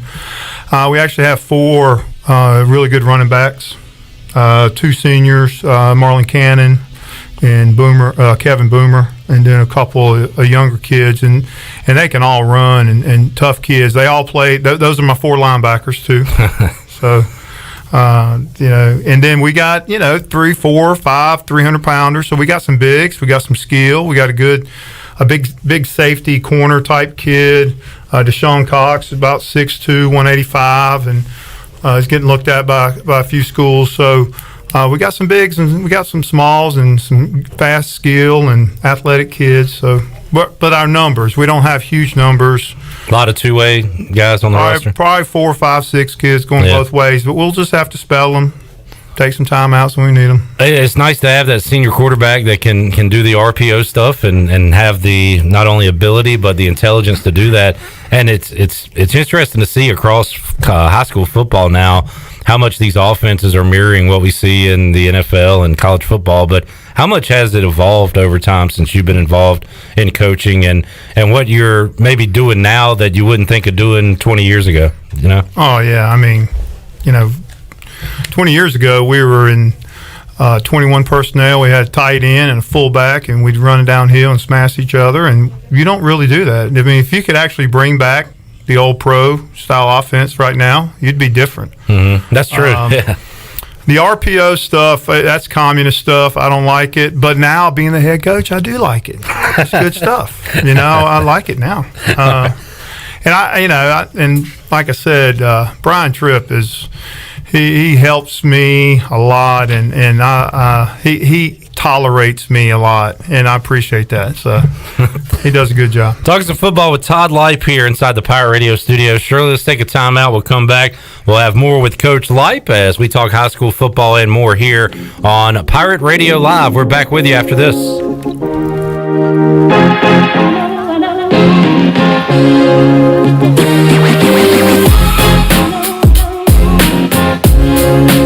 Hey Pirate Nation, this is Troy D. Proud to be co-founder and one of the owners and operators of Pirate Radio. As we launch into our 18th year in business, we have a lot of exciting news to share. Our afternoon drive show, PRL, Pirate Radio Live, has a new look and is now streaming live every day from our brand new digital studio from 3 p.m. to 6 p.m. You can find us on our Pirate Radio YouTube page and our Facebook page, plus our website, pr927fm.com. If you're in your car, put us on 92.7 FM in Greenville or 104.1 FM in Washington. The new and improved 3-hour PRL is hosted by Clip Rock and Shirley Rhodes and will feature the latest breaking news, awesome guests, and your favorite Pirate Radio personalities like The Voice Jeff Charles, Brian Bailey, Stephen Igoe, Billy Weaver, Brian North, Tony Collins, Bryce Williams, Ronnie Woodward, Morgan Ehlers, Mike Mullis, plus LRB and myself. Give us a follow on social media at PR927FM and get the latest programming updates, guest alerts, and breaking news. Thank you for your loyalty and your support, and we hope you enjoy the new and improved Pirate Radio, the voice of the Pirate Nation.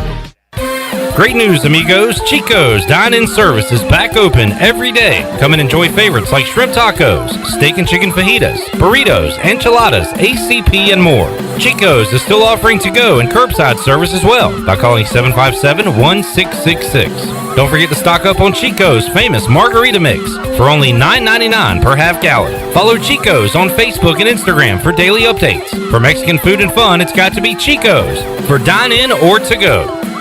Your CBD store is the largest CBD retailer in the country and has now sailed into Greenville for the Pirate Nation. Your CBD store has the highest quality, all-natural products with no chemicals. Stop in today and receive 15% off your first purchase with the code PIRATE. Your CBD store is located on Arlington Boulevard next to Duck Donuts. Your CBD store Greenville, where good health hits home. Remember, use the code PIRATE for 15% off your first purchase. Go Pirates! In studio with Gloria from Kinetic Physical Therapy. What kind of wellness services do you guys offer? We have massage therapy with your choice of either a relaxation massage, a therapeutic stretching session, or a prenatal massage. We have foot reflexology. We partner with Pirate Cryo for cryotherapy, also known as cold therapy, and we have health and wellness coaching. And if you're interested in holistic body therapy and saving money, we encourage you to check out our wellness membership plan where you can have all of our wellness services at a constant discounted price. You can learn more today at kptonline.com. Do you think you or your employees might have been exposed to COVID-19? ArcPoint Labs of Greenville offers same-day COVID-19 results. No referral needed. Same-day results available. ArcPoint Labs of Greenville offers easy employer solutions to COVID-19 testing. ArcPoint Labs of Greenville is located across from Vidant Hospital on Executive Circle behind Southern Bank. Call for an appointment or walk in. ArcPoint Labs of Greenville, 215-5688 or arcpointlabs.com. White Claw Hard Seltzer. Discover a new wave of refreshment. Crafted using seltzer water, 5% alcohol, and a hint of fruit. Available in 5 fruit flavors, 2 grams of carbs, gluten-free, and 100 calories. Find it at whiteclaw.com. White Claw Hard Seltzer. Nothing tastes quite like it. Please drink responsibly. Hard seltzer with natural flavors. White Claw Seltzer Works, 2019 Chicago. Visit whiteclaw.com for full nutritional information. It's almost quitting time, but your family's hunger is gearing up for the night shift. Now you could unload groceries, chop, dice, mince, preheat, heat, slap around the smoke detector, and then celebrate with a big old pile of dishes. Or you could drop a big bow box on it. Because whether you need an 8, 12, or 20 piece with biscuits, fixins, and tea, you can clock out and spend some quality time with a delicious dinner. Now when it comes to sneaking a biscuit on the drive home, that's all you. Bojangles, it's bow time. Hey everybody, this is David Glenn, and you're listening to my favorite station in Eastern North Carolina, Pirate Radio, the voice of the Pirate Nation.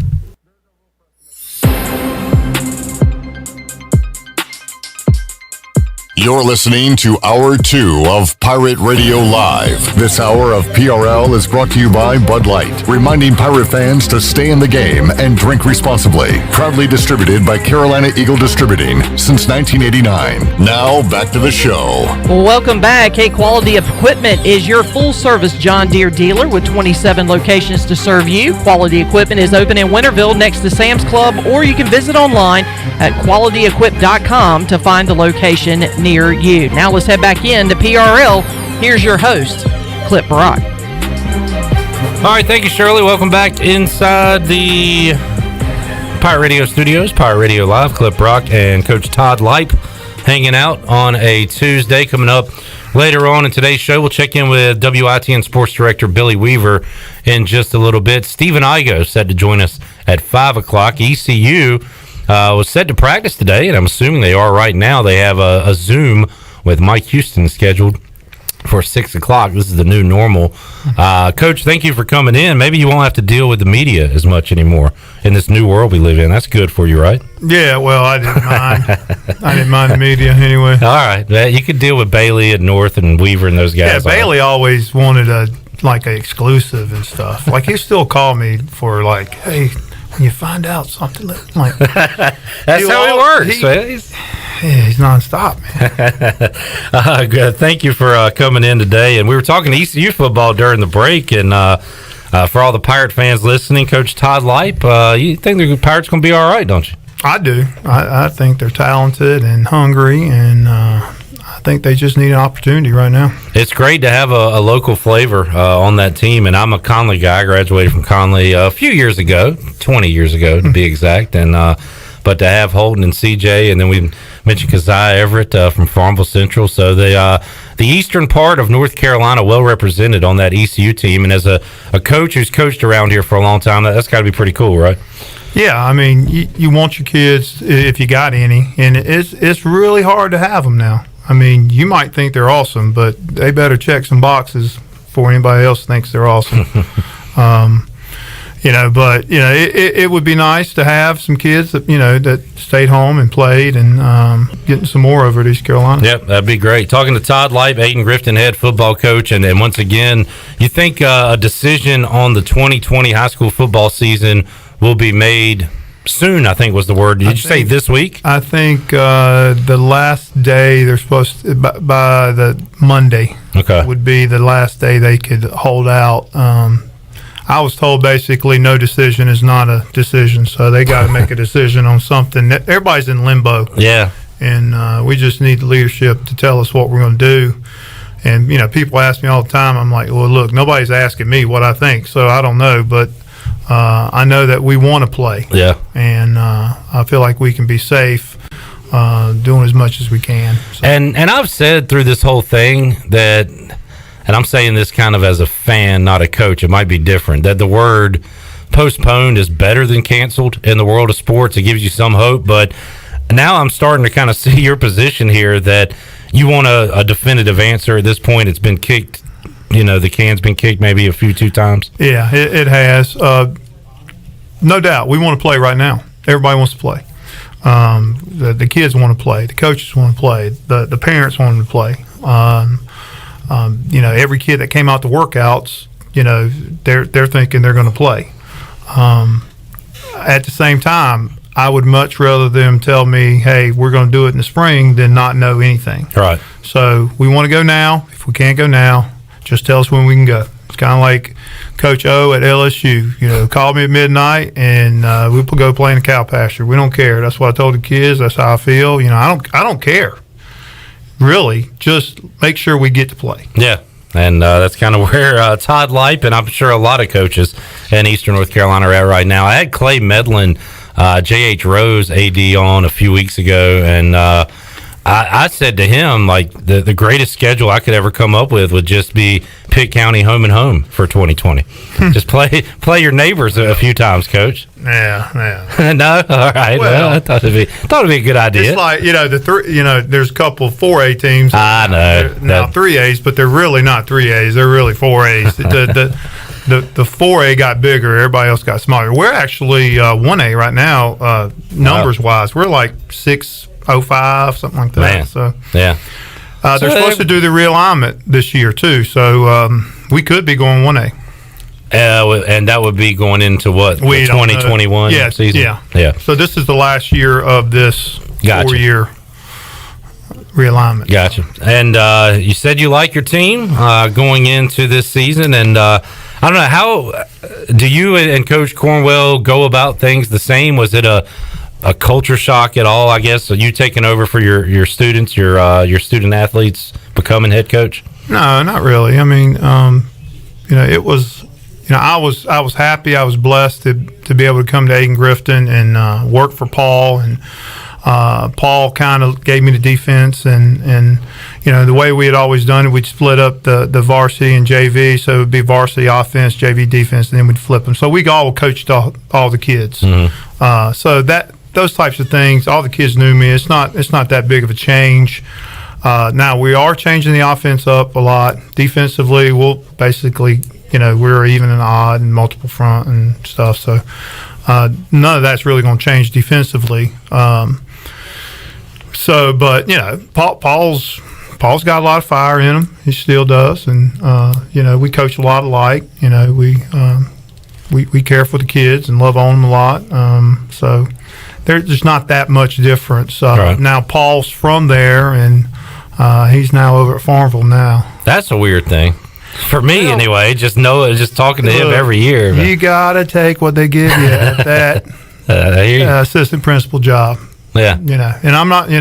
Paul's doing a good job over there, what I've heard, and he's got a whole new career he's looking at, and I'm happy for him. And like I said, he really did me justice when he left, and he actually resigned so I could make the hires. So he left me in a great situation. That's great, because he knew that it would not be the best for the program to just sit there and suck up a PE spot, if you're going to get out. Yeah. If you're going to get out, get all the way out. So that's what he did, and it actually really worked out for him. He was able to get in that spot at Farmville fairly quickly, and so good for him. Well, Coach, hoping to see your football team on the field, if not this fall, certainly in the spring. But how about off the field? And now there's sports on. It's great. I've been watching my Braves every night and basketball, hockey, NASCAR, everything I can. I'm watching every live sport I can until they take it away from me again. But how did you spend your quarantine, your sports hiatus? What'd you watch on TV? You got any good suggestions for us? Oh man, me and my wife, we Netflix a lot of stuff, and the basics. Did you do Tiger King? No, I do not want to be corrupted that way. What did we watch? We're watching The Last Kingdom right now, which is pretty cool. I've heard good things about that. You know, and did you watch Game of Thrones? Oh yeah. So is it Game of Thrones-ish, kind of? No, not really. No. Okay. All right. Kind of a little bit. No. Okay. I'll check that out. A lot of Viking. Okay. All right. But it's my Viking, but Jason Mills, Vikings head coach baseball, is big into that. I hadn't watched any Vikings. I need to check that out, I guess. Yeah, it's a lot like it. Based on history, but not really. Okay, all right. Sort of history. All right. Well, I need to check out The Last Kingdom, I guess. Coach, appreciate you coming down and hanging out with us today. All right, thank you, man. Anytime. And we'll keep in touch. And good luck to your squad this year. All right. I appreciate it, Clip. Thanks, sir. Yeah, thank you. There's Todd Lipe, Aiden Grifton, head football coach, joining us inside the Pirate Radio studios. Maybe talk a little high school football, college football, NFL, everything in between with Billy Weaver when we return on Pirate Radio Live. We're back with you after this.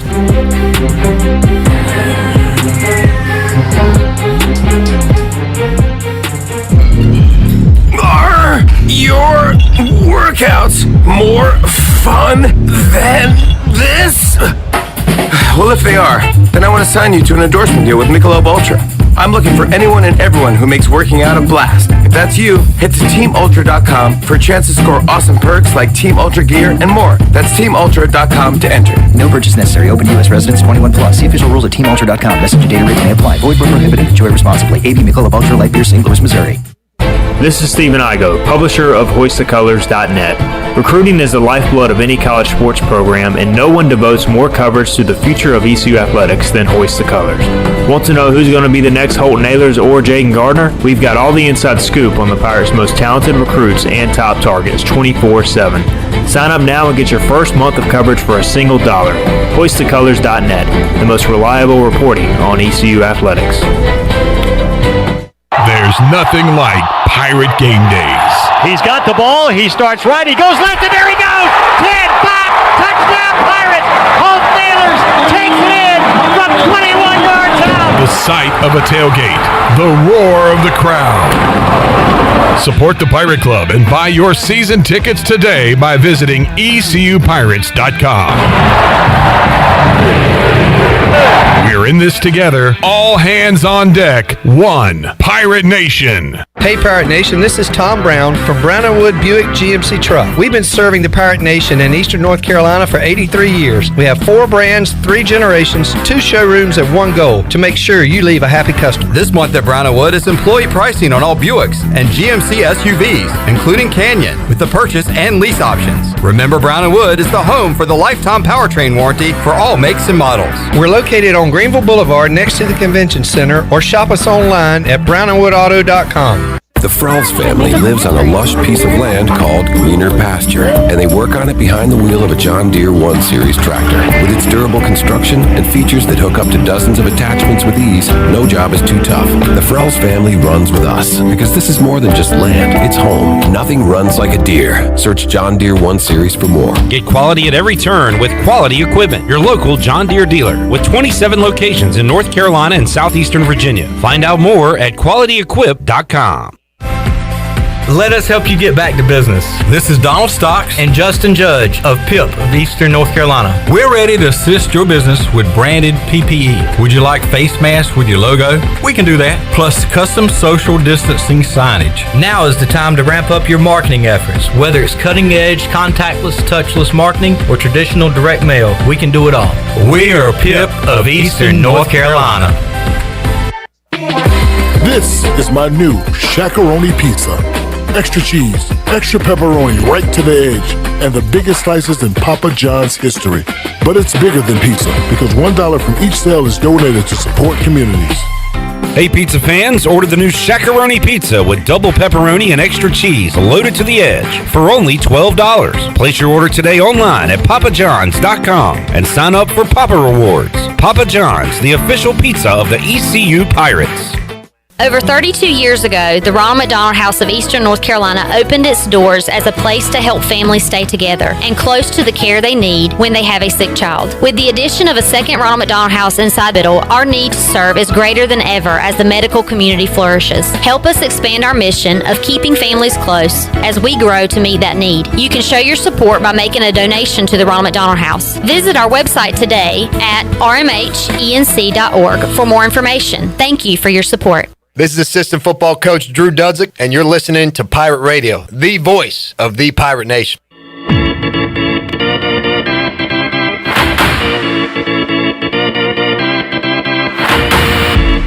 You're listening to Hour 2 of Pirate Radio Live. This hour of PRL is brought to you by Bud Light, reminding Pirate fans to stay in the game and drink responsibly. Proudly distributed by Carolina Eagle Distributing since 1989. Now, back to the show. Well, welcome back. When your AC needs repair, call on the reliable service professionals at Delcor Heating, Cooling, and Plumbing. Go to delcorinc.com or give them a call at 252-321-8868. Delcor, the service professionals in Greenville, North Carolina. As we head back into the show, clip, the voice of the BYU Cougars just tweeted out just a couple of minutes ago that the Pac-12 has canceled all sports competition until January. That means men's basketball's non-conference schedule is out the window, and they will not play basketball until January.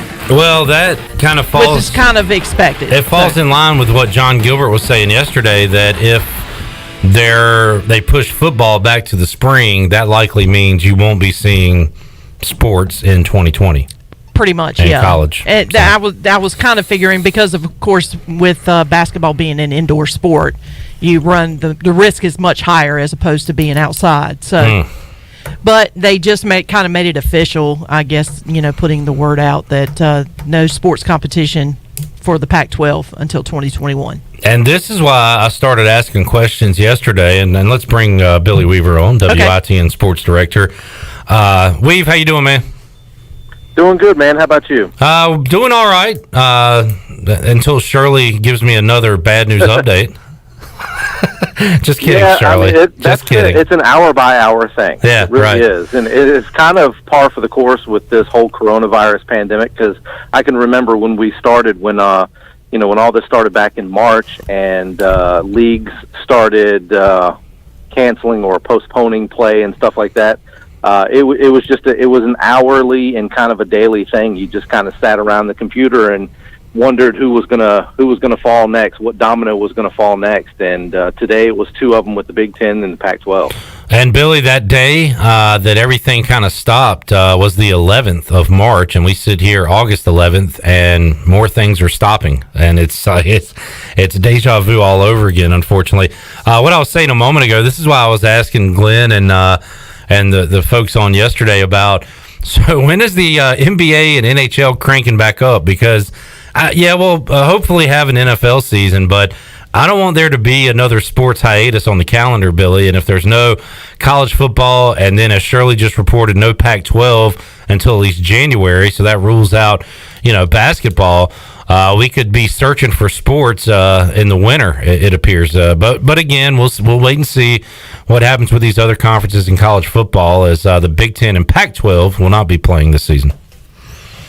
Yeah, now we got to just wait on the ACC, the SEC. Of course, the SEC is the big dog in college football, and even some of the Big Ten members and players and coaches have voiced their opinions on wanting to play. And there's a big movement, of course, that you probably have saw as well. Trevor Lawrence is behind this. Is that the hashtag We Want to Play, and that's by the college football players all around the country. Even some ECU players have gone to social media and used the hashtag We Want to Play. Of course, you're talking about 18 to 21, 22-year-old guys. They want to go out there and play football. And, I don't blame them. And the thing is I just, I'm kind of on the fence on whether or not there should be players out there. And if you really kind of delve into the numbers, it makes sense that you keep these guys on football teams and keep them practicing and playing games. You would think that they would be safer doing that than they would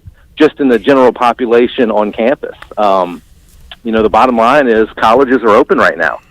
There are students on campus at ECU, and to my knowledge, I don't know of any student just that's a normal student and has nothing to do with any college athletics.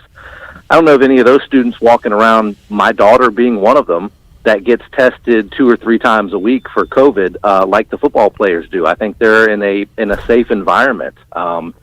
So as far as that goes, I think, there's that argument that it's safer for the college football players to be doing what they're doing, practicing and getting prepared for a season, as opposed to in classrooms and walking around campus. So there's that argument as well. Yeah, I'm on board with, if they're having in-person classes at these schools, that it's more beneficial for the football players to have a football season and a structure, and to at least be tested and to be told every single day what happens if you do go to a party or do something that could put yourself into trouble when it comes to getting COVID-19. So again, there are classes being held in person, and I think that if that's the case, that these football players are better off being on a team and playing football. But just like unfortunately, the coaches and players, we don't get a say in it, Weave, so it really doesn't matter what I think, I guess. Yeah, and it all comes down to each individual conference, and it's just going to be interesting to see if, conferences like the SEC and the ACC stay steadfast in saying, okay, we're going to do this. We're going to play college football this year, and how the NCAA handles that. Because the NCAA, I think it was last week or I believe it was last week, came out and said, that if each division doesn't have at least 50% participation from its schools, they won't have championships and things like that, and it will affect how all that's run. And obviously, without the Pac-12, without the Big Ten, it's going to dramatically affect bowl games. So how is that all going to shake out? How is a national champion going to shake out? How many teams are going to end up playing, and how will they fill schedules without a conference? I mean, most of the ACC has already come out and said, what they're going to do is they're going to play 10 conference games. They're going to play 1 non-conference game that'll be played in that state. And, North Carolina has already gone and scheduled their non-conference game against Charlotte. So they've filled that need there. So it's a big mess. And I think everything, just all the dominoes have to fall, and everybody kind of has to make a decision, every conference. And I think it's going to happen within the next couple of days, that it kind of puts the pressure on the ACC and the SEC and conferences like that have to say, okay, now we have to make a definitive decision and whether or not we're going to play, and then you kind of go with who's left, and the NCAA will have to figure out what they want to do from there. Yeah, hour 1, Billy, I did a whole good news, bad news deal, and one of my good news items was the American Athletic Conference is moving forward with its plan to hold a fall football season in 2020 after ADs met Monday night, according to SI's Ross Dellinger. The bad news following that was Mike Oresco said whatever the Power 5 conferences do will weigh heavily on what he does. So you've already seen 2 fall. I guess my yes or no for you, Billy, I mean, do you see a scenario where the SEC, we'll use them as an example, says, I don't care what these other conferences are doing, we're going to play in the fall? Do you think that's a possibility?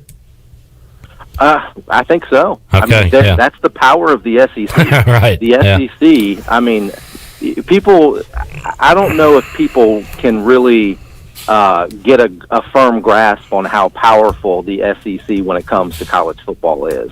I mean, they are the cream of the crop. They're the top dog, and I think a lot of things depend on that. If the SEC does come out and say, "Hey, we're going to play," I think the ACC follows in line, and of course the AAC I think does as well. Yeah.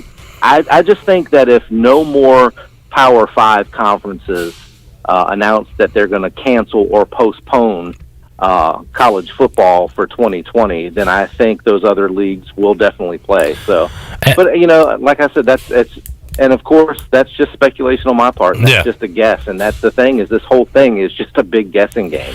And, we see the SEC, it's out there, so we see all the comments and everything. The ACC, because we're in this area, I see a lot of clips and stuff of, Scott Satterfield at Louisville saying that, we're playing, we want to play. I haven't heard much from the Big 12, and again, maybe it's because they all just line up at Texas' door and Oklahoma to some degree and say, okay, what are we going to do?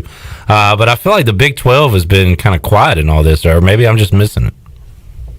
Well, you know what? I think what it's shaping out to be, and it looks like it's all becoming geographic, because earlier today UMass announced that they were going to postpone. They actually have canceled, and that's the difference. There's a postponement and then there's cancellation, because there are football teams that are postponing their, not just football teams, but universities and conferences that are postponing their fall sports. Now, there's that option that they're going to try and play, or they're going to talk about trying to play football in the spring. Whether or not that happens, that remains to be seen. So that's a postponement. I think UMass came out today and said they've actually canceled their 2020 football season. Now, UConn has done the same thing. UConn, UMass, and then you look at the conferences with the Pac-12 out west in California. You look at the geographic regions of these. You're looking at Northeast and out west.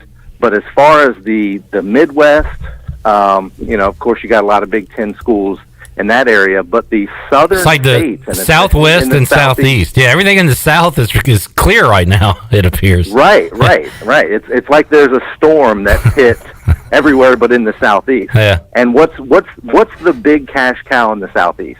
Yeah, I mean, that's what they are. Football. Yeah, that's true. It's a religion to a lot of people, and that's why I think these conferences are waiting to the very last minute to figure out whether or not they're going to play. Weave, I don't know. I don't see a spring season happening. Now, if you change the definition of season and maybe you go like 6 games or something and it's all league play, maybe they could throw something together. But to play a season and then turn around a couple months later and kick back another season, just kick right back up and play your fall season, I just don't see that really as an option. So I'm hoping, again, selfishly, as somebody who wants to see football, that the SEC and these conferences say, look, this spring thing, it sounds fine and dandy, but I don't think it's going to happen. We're just going to go ahead and play right now. I don't know. I just had Todd Leip here, Weave, and he seems to think that a decision on high school football is going to be made soon. And he said, look, we want to play now, but if we have to go spring, whatever, I'll do it. Just let me know. And I think that's a lot more feasible for high school than it would be for college football. Oh, yeah, I think absolutely. And I think you're right with college football, too, that if they do it in the spring, it has to be an abbreviated season. It has to be something short. And you got to remember that each college football team was allowed 15 practices during the spring. So 15 practices is spread out usually over, 3 or 4 weeks, and then you have a spring game, and then you have off-season workouts and everything. So you could possibly fit 6 or 7 games in a time frame that would be relatively unintrusive, I guess, and still be able to get back at it the next fall and maybe push the 2021 fall season back to mid or late September and do it that way. Yeah. I mean, there's a lot of different options, but the thing is with so many options being out there, it's easy for us and anybody else to sit up and draw up a scenario. The big deal is having everybody try to agree on it. And the NCAA is not like the NFL or Major League Baseball or the NBA, where it has complete power over that and says, okay, this is what we're going to do, right, and this is how we're going to do it. So that's the problem. Yeah, I mean, you got almost like strangers at a table that all have different opinions on what to do, because you are not aligned at all, it appears right now. Although we could see these other conferences fall in line. I don't know. I'm still holding out hope that, and still kind of think that they might not be that way, that the SEC and ACC might go a different direction than these other Power 5 conferences. All right, enough on that for now. We'll talk more college football with Stephen Igoe. I was excited to watch a NASCAR doubleheader Saturday, Sunday, but I think they just ran a replay on Sunday, right? It was just Kevin Harvick crossing the finish line again. Yeah, Kevin Harvick looked really good at Michigan. I tell you what, he's going to be one of those guys. He's a future NASCAR Hall of Famer. And you look at NASCAR right now, and you know, there's guys running up front that are winning all the races between Denny Hamlin and Kevin Harvick. Well, they got 11 wins. And I will say Hamlin tried and almost chased him down Sunday, but it was still a Harvick victory. But those two guys, man, they have been awesome this season.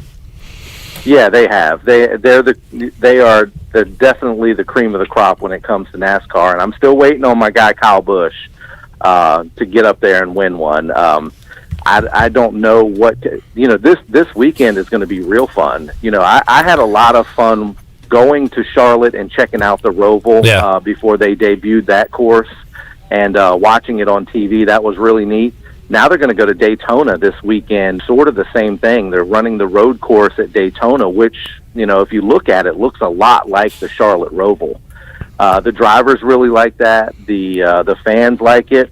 Did you see Harvick's comment about the pole sitter, where something to the effect, because he was talking about, I guess they changed the way they're doing the pole. It's not as random anymore, something like that. But anyway, he said it's something to the effect of, it's going to be interesting if I'm leading the pack around the first turn, because I don't know what the hell I'm doing. So, right, and are they? Yeah, follow me, and you could be in trouble. And that actually happened in Charlotte at the Roval going into the first turn. I can't remember who it was leading the pack, but got into the outside wall. That's the thing, is these, and you know what, we're not, that's the downfall of being in this pandemic right now, is that so many things have had to change in so many different sports.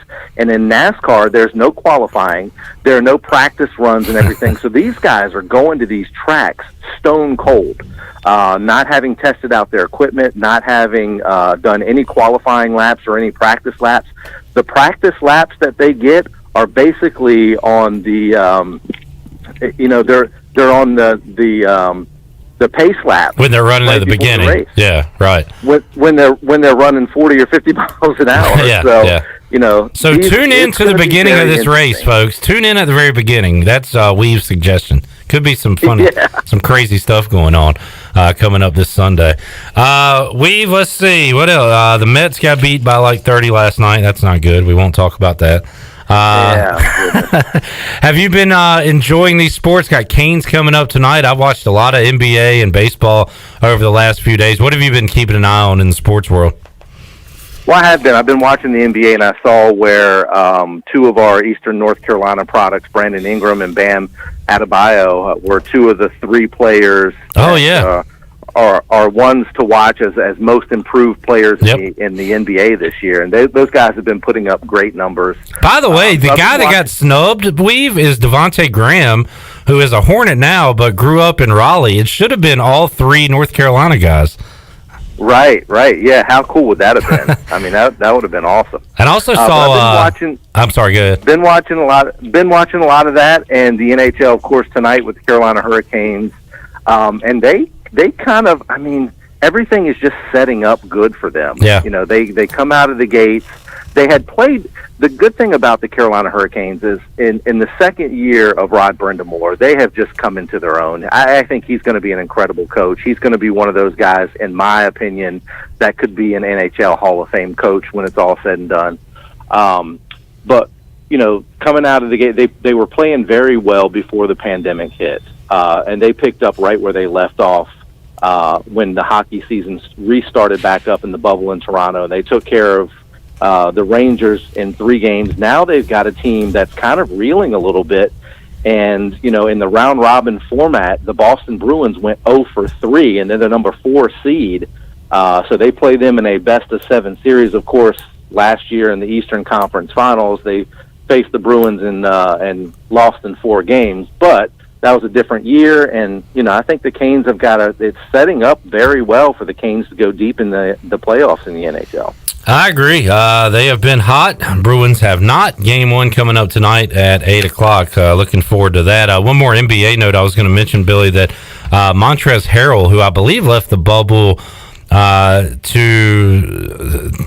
see and I think visit his grandmother, and either she passed away while he was there or he was going after she had passed away. But I saw his social media post about that. It was really heartbreaking. But he has returned and is now getting ready for a playoff run. So there's another Eastern North Carolina guy back in the NBA bubble. Yeah, that's fun watching those guys. It really is. Montrezl Harrell is one of those guys that, I mean, he's a lot of fun to watch. And, all the guys that are from Eastern North Carolina have been fun to watch. So, watch a little. And you know what the thing is with the NHL and the NBA, and I've talked about this on your show before, the bubble is working. I just wish there was a way to put college football in a bubble. You just can't do it. It's cool that they have... Maybe somebody will come up with something that I haven't thought of yet. The formula works, Weave. It's worked with MLS down in Orlando as well. And I know it's difficult for college and I think even for the sport of football, but the formula works, and you're right. If you really want sports, these leagues have paved the way to show you how you could do it and do it safely. Oh, yeah, and the NHL has, it came out yesterday that since August 3rd, from August 3rd through August 8th, they did over 7,200 COVID-19 tests with players and staff. Zero positive test results coming back, and they've had zero positive test results since they restarted on August 1st. I mean, so it shows that it works. The NBA is having no problems whatsoever with the bubble. No positive tests are coming out of there. It's not like you're seeing, what we saw in Major League Baseball with so many teams having X amount of numbers. And, the Miami Marlins were hit, the Phillies and all that. So, like you said, it's working. The model is there. It's just, there are some sports that lend themselves to being able to be in a bubble, and it's ideal for that, and that's the NBA and Major League Soccer and the NHL. Football, unfortunately, just doesn't have that luxury. And we'll let you go. It's hard to wrap your head around where we are, and we just talked for 20 minutes. We didn't talk about ECU scrimmage on Saturday. We would be previewing our Washington football team's first preseason game that would come up on Thursday. Hard Knocks starts tonight, and I don't even feel like the NFL season's approaching. In a normal year, we wouldn't be talking about any of this stuff. We'd have gone all football, absolutely. But here we are. Here's where we are right now. So. And I would be getting ready for a Friday night football show. It's That's Tuesday, right. So that we would have high school football being played probably this Friday night. Yeah, man, you're right. Weave, thanks for joining me, man. Enjoyed it, and we'll talk to you again next week. All right, we'll see you later, buddy. There's Billy Weaver joining us. Just an update on where we are today. It came out about an hour. 2 hours ago that the Big Ten had voted not to compete in fall sports in 2020 and will attempt to play football in the spring. And then in about 20 minutes ago, it was announced that the Pac-12 will not be playing athletic sports in 2020. They will attempt, I guess, to resume in January, which kind of wipes out the early basketball season for some prime Pac-12 schools. So that is where we are today. We'll see what the next domino to fall is, or if, once again, those dominoes were spaced out and maybe the falling one didn't hit the SEC or ACC or AAC domino. We shall see. When we return, Stephen Igoe, Hoist the Colors, is wearing a really cool shirt. He is a Kraken fan, apparently. The Seattle Kraken. We're watching a little hockey here in the Pirate Radio studios. The Blue Jackets, a 2-1 lead over the Lightning in the first game of the Stanley Cup playoffs in the bubble. Got Canes and Bruins coming up tonight. More to go on Pirate Radio Live. Stephen Igoe joins us after this.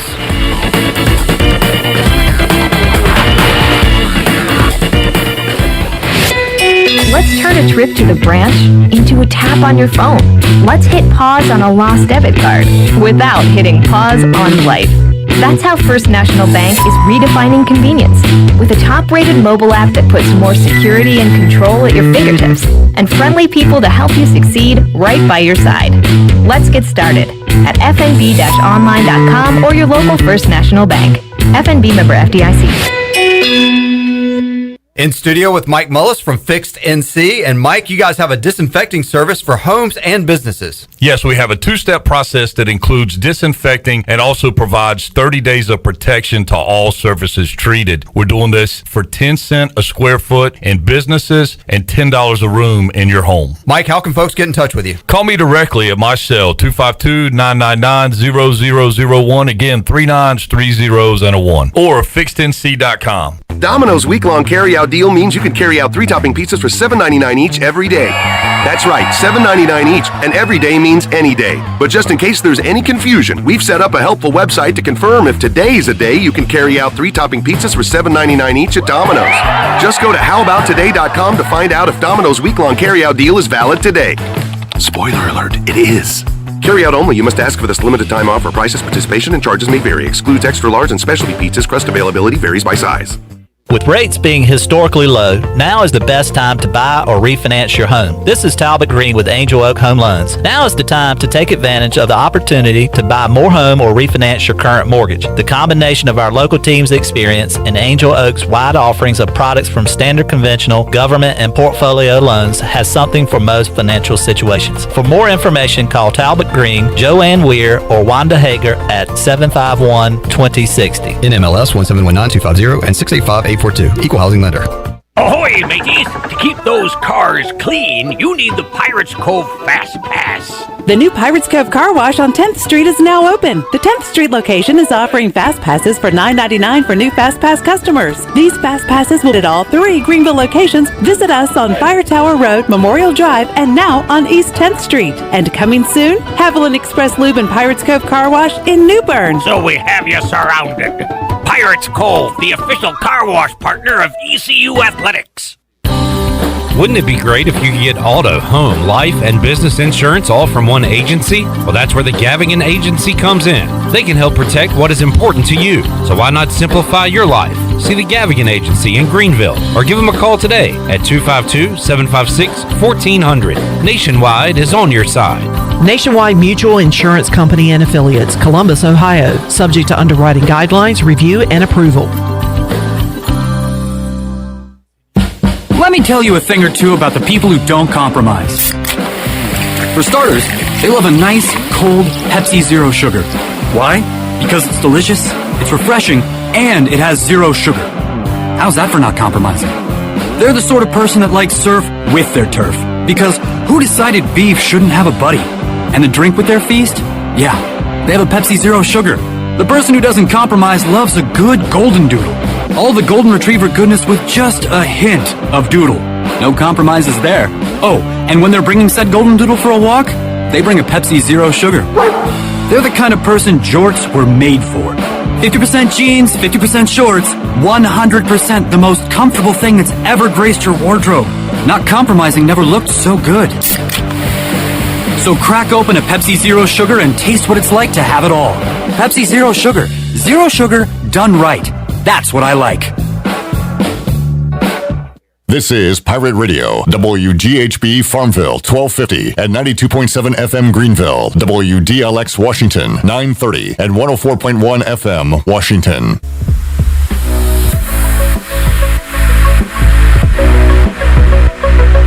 You're listening to Hour 3 of Pirate Radio Live. This hour of PRL is brought to you by First National Bank. With approximately 100 locations throughout the Carolinas, First National Bank is helping both individuals and businesses redefine convenience in banking. Visit us today at fnb-online.com. First National Bank, member FDIC. Now, back to the show. Welcome back. Hey, Tiebreakers now offers free delivery. Call in or order online at tiebreakersnc.com. And your food will be delivered to your home or office for free. Tiebreakers open every day at 11 a.m. and now offering free delivery. Follow Tiebreakers on Facebook and Instagram for daily updates. Now let's head back in to Pirate Radio Live. Here's your host, Clip Rock. All right, Shirley, thank you very much. Hour 3 of Pirate Radio Live here on Pirate Radio 92.7 FM in Greenville, 104.1 in Washington, live online, pr927fm.com.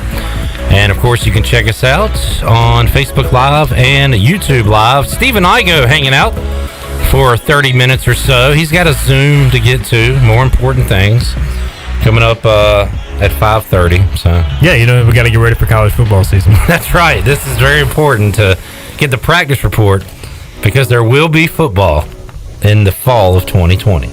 As of today, ECU is practicing. That's good news. I just saw Michigan is on the practice field too. That is weird. Yes. Very strange. Although Shirley talked about rogue teams earlier. She wants to see some rogue teams in 2020. The Big Ten apparently is going to allow their teams to work 20 hours a week as far as practice and all that. So it's kind of weird that you cancel the season but still let your players and coaches work together 20 hours a week. And I guess they just don't want to play games. How long are players going to be on board with that? It's a good question. I mean, what are they practicing for? Yeah, exactly. We got to open up the booty bag later on in hour number 3. We'll do that in the last half hour of our program today. A $25 gift certificate to Clean Eats. We got that on the way. I got a trivia question for somebody to answer. A sports trivia question. We'll do that. And there's one more thing that I can't... Oh, I know what it is. Hang on one sec. I'm hanging on. All right. Hang on one sec, Oh, God. Clip Rock is making a change off screen. Are we having a wardrobe change? I think we are having a wardrobe change. Oh my gosh. I can't believe it. It's Tank Top Tuesday. Tank Top Tuesday. Yeah. You got yours? I do not. Do I need to cut the sleeves off my brand new Seattle that shirt's kind of nice. Yeah. No, it's fine. Just leave early. No tank top. I mean, I can roll up my sleeves. That's a good look on you, though. Oh, man, my arms are so cool right now. It feels good. I'm ready to go. So freeing. For hour number 3 of Pirate Radio Live. We're back after this. Are your workouts more fun than this? Well, if they are, then I want to sign you to an endorsement deal with Michelob Ultra. I'm looking for anyone and everyone who makes working out a blast. If that's you, head to TeamUltra.com for a chance to score awesome perks like Team Ultra gear and more. That's TeamUltra.com to enter. No purchase necessary. Open U.S. residents 21 plus. See official rules at TeamUltra.com. Message and data rate may apply. Void where prohibited. Enjoy responsibly. AB Michelob Ultra Light Beer, St. Louis, Missouri.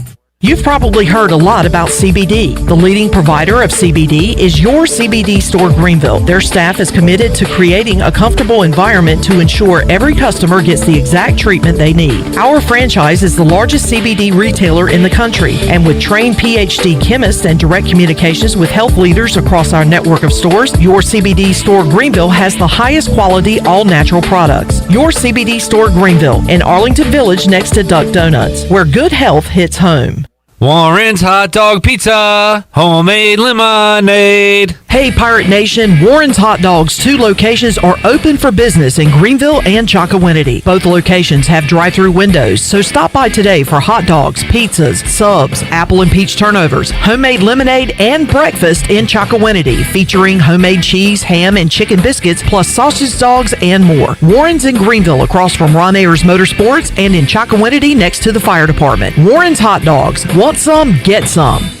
Know what I like most about my new phone from US Cellular? I don't know. That it was $700 off. What? Switch to US Cellular and get $700 off the latest phones. US Cellular. Choose fair. Promotional pricing requires an unlimited everyday or even better plan. New line port-in credit approval qualified smartphone purchase and comes via monthly bill credit on a 30-month retail installment contract. Taxes, fees, and additional restrictions apply.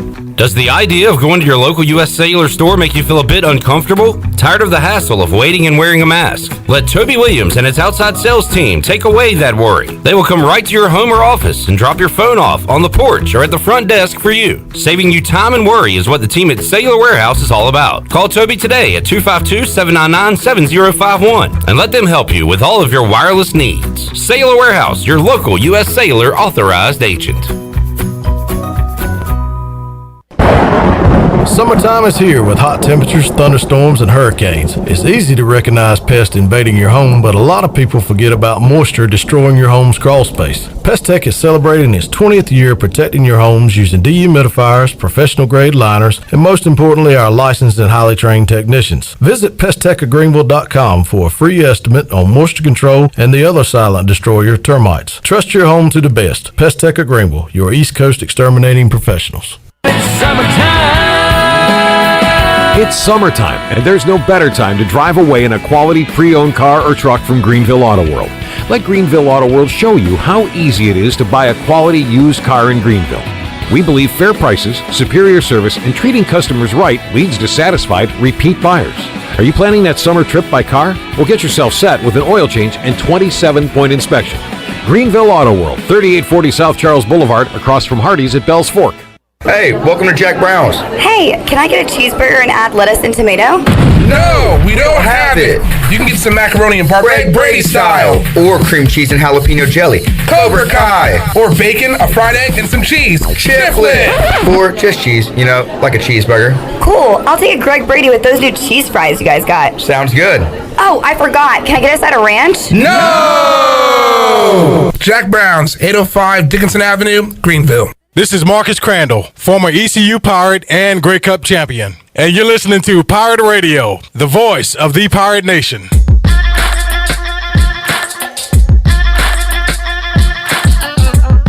You're listening to Hour 3 of Pirate Radio Live. This hour of PRL is brought to you by First National Bank. With approximately 100 locations throughout the Carolinas, First National Bank is helping both individuals and businesses redefine convenience in banking. Visit us today at fnb-online.com. First National Bank, member FDIC. Now, back to the show. Welcome back. At Angel Oak, they continue to make customer service a #1 priority. A local mortgage advisor is the key to your transaction success.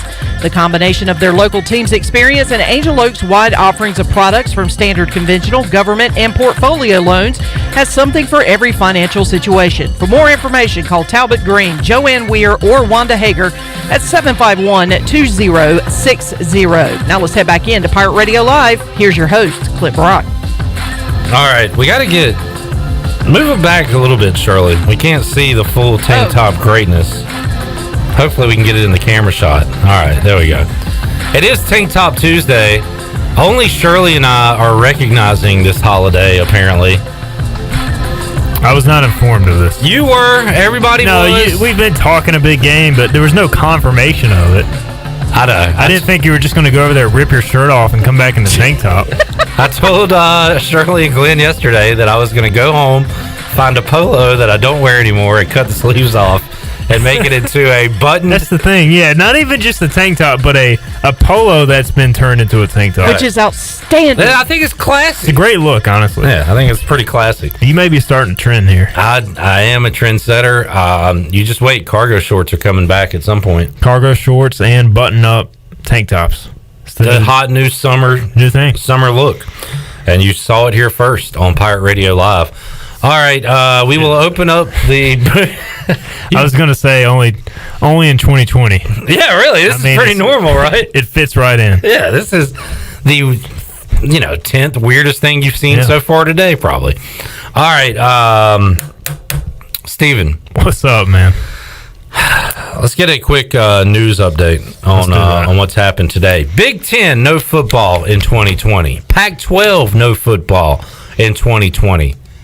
Now what happens? That is the million-dollar question. Does the SEC, Big 12, ACC follow suit?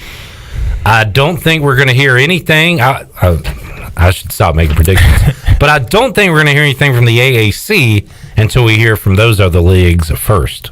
What do you think? Yeah, I agree with that. I mean, I think it's as much as the American wants to be out in front of these things, they have to go with the bigger leagues. It's just the reality of the situation. I think as long as the SEC and ACC play, the American will try to play based off what I've heard. Now, the Big 12 is kind of the wild card because they, like I heard you talk earlier, they have been really quiet through this whole thing. You really haven't heard a lot. Texas has come out and said they want to play, which I think is important. Well, that means the Big 12 is going to play. They run the Big 12.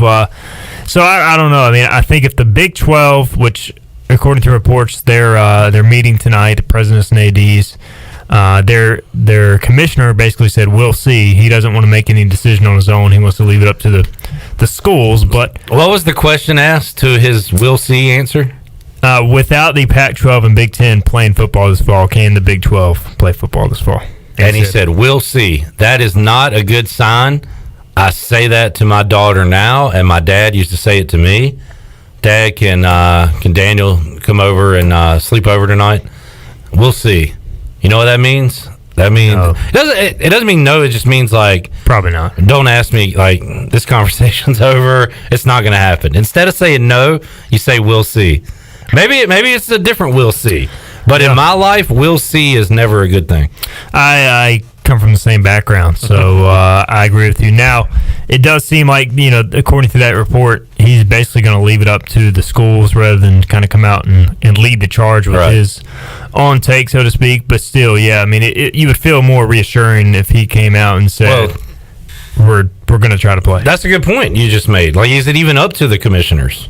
No, not really. It's up to the school presidents, right? School presidents make the decisions, and I mean that's what's the wild card here. And as each school and each president makes the decision not to play, it becomes that much easier for the next school to do the same. I mean, we're in that culture right now where everybody kind of wants to just follow each other. Once a decision's made, it's that much easier to make that decision. And on some hand, I get it, but on the other, it's kind of like you would like to see people stand up for really what they believe in and really want to do, which is why I'm glad the SEC seems to be on that sort of path, which at least they're going to try, not just wave the white flag as we sit here in early August. Like, to me, the Pac-12 couldn't have shown more poor leadership from the standpoint of they just basically sat and waited for the Big Ten to do what they did, and they just followed suit like an hour later. First. Yeah, I mean, it's just pretty sad, honestly. And then the Big Ten to come out with a schedule and all that last week and to immediately turn around and cancel the season or postpone it. I don't know. It's just disappointing. I get the health concerns, but the way they handled it was extremely poor. Clip Brock, Stephen Igoe here on a Tank Top Tuesday, and Steve Hill calls it the Brock Top. That's pretty cool. I like that a lot. As I look at myself in the Facebook Live feed, which it is a great look, you can't deny that. Yes, it's perfect. This is an original idea, but as I look at myself, I have seen something similar to this before. Pat McAfee has done something like this before, and I don't want people to think I'm ripping off Pat McAfee. It's my own idea, but I don't know. I just saw that when I looked at myself. Anyway, moving forward. I can't move forward. I mean, that's we can only move back. I was sitting at my computer today, and I'm just like, what can I write about? Because as soon as I write about something football related, like the season's going to get canceled or postponed, and it's going to be irrelevant. So it's really tough right now. The only thing we can really do as sports writers and radio hosts is to just talk about the current events, and what the postponements mean. Here's the biggest thing I want to know, and I had this conversation with somebody last night. All right, let's say that the American and that the SEC and that the ACC play in the fall, and the Big Ten, et cetera, they try to play in the spring, but they don't. What happens then?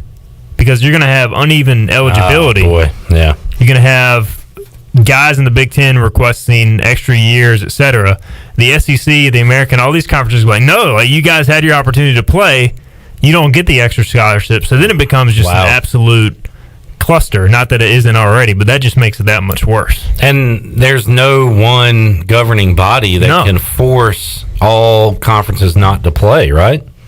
No, yeah. The conferences make their own decisions. So I guess the NCAA can make the eligibility calls. And they'll have to, and they'll probably grant waivers to. Yeah, absolutely. But then you're going to have like the Big Ten with like 105 scholarship players and the rest of the country with 85. So it's going to be just a disaster waiting to happen. And I kind of want it to happen just to see what the I want to see the SEC and ACC versus the Pac-10 or the Pac-12 and Big Ten, and maybe those conferences will get mad at each other, and eventually the American can slip into the new Power 5. Whereas USF head coach Jeff Scott just tweeted out the new Power 4 for 2020 ACC, SEC, Big 12, and AAC. And I like that we're leaving out Conference USA and the Sun Belt.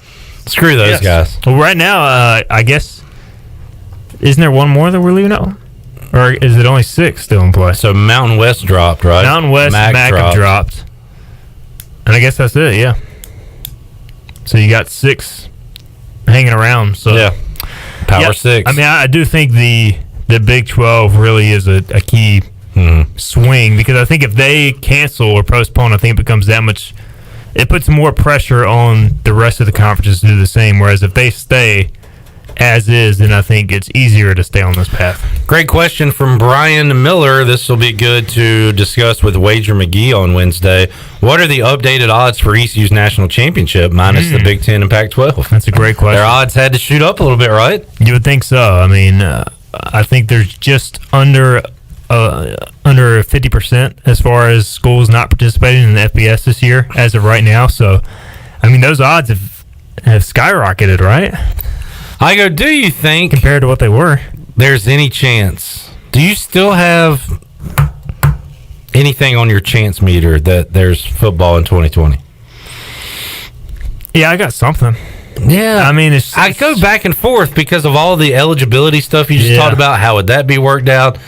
But again, the SEC, they don't care what the Pac-12 is doing, you know? And if they want to go and the ACC wants to go, I mean, I would assume that those presidents are on the phone with one another, right? The 3 left standing. 100%. To say, hey, let's stand together here. I think I saw a report that said the ACC is reaching out to the Big 12 ADs and presidents trying to figure out what they're doing and all that sort of stuff. And, you know, the SEC commissioner, Greg Sankey, came out and said earlier today, you know, we could play on our own with no other conferences, but it wouldn't be ideal. So I doubt they would do it, but they've got so much power and money, they could probably try and pull it off. But I still think at the end of the day, for optics purposes, they're going to need, you know, at least the ACC, at least the Big 12, or, you know, the AAC, et cetera, in play, so they're not the only conference out there playing. So I don't know, it's crazy. I've heard, and the other part of it is I've heard a lot of people say, why doesn't Nebraska just go and join, you know, whatever, the Big 12 or SEC for this season? Well, and they compare it to Notre Dame. Well, Notre Dame's an independent. They have the right to do that. They can do what they want. They're not controlled by They're also in the ACC basketball conference. So it's much easier, whereas Nebraska is in the Big Ten. The Big Ten owns the rights to Nebraska and their TV contract. So all right, follow-up question. What's up? Why can't Nebraska schedule a few games? They, I think, technically speaking, the only way they would be able to play is if they just do all non-conference. I don't think they can go, like, they can't just join the SEC. No, I know. Yeah, I know. But I mean, why not? I mean, that I'd have to look more into the weeds of the conference contract. But if they really want to play, I would think there's a way they could schedule 6 non-conference games. Couldn't they? And they could do some pay-per-views or whatever, some one-off TV contracts with some networks and get some games on. I don't know. That goes back to the rogue teams that Shirley was talking about, and she says that it has been done in, like, what, 1930 by Iowa or something? Yeah, it was done in 1930 by Iowa. Oh, we have a call? Oh, sorry. We'll get to Mitchell real quick in Winston-Salem. What's up, Mitchell? Hey, guys. How y'all? Hey, doing good, man. You know, I've been thinking about this thing a whole lot, and I think my number one choice is if we can probably have a full schedule and have fans in the stands in the spring, I'd rather postpone it. Don't cancel it, just postpone it. Start like February 1st with month-long camp.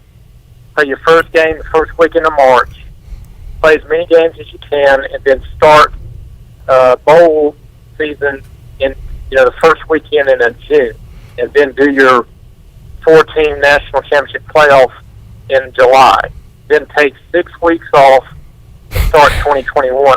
That would be my preference. But if we don't have a reasonable shot at that, and we think we're just going to lose 2020, then I say hang in there with the AAC, play whoever we can, and demand that the teams that do play have a shot at the national championship. I mean, every single one of them. None of this picking people because you think they have a stronger strength schedule. If there's going to be 4 conferences that end up playing, and they're the American, the Sun Belt, the Conference USA, and ACC, then there should be a national championship game played in a national champion crown.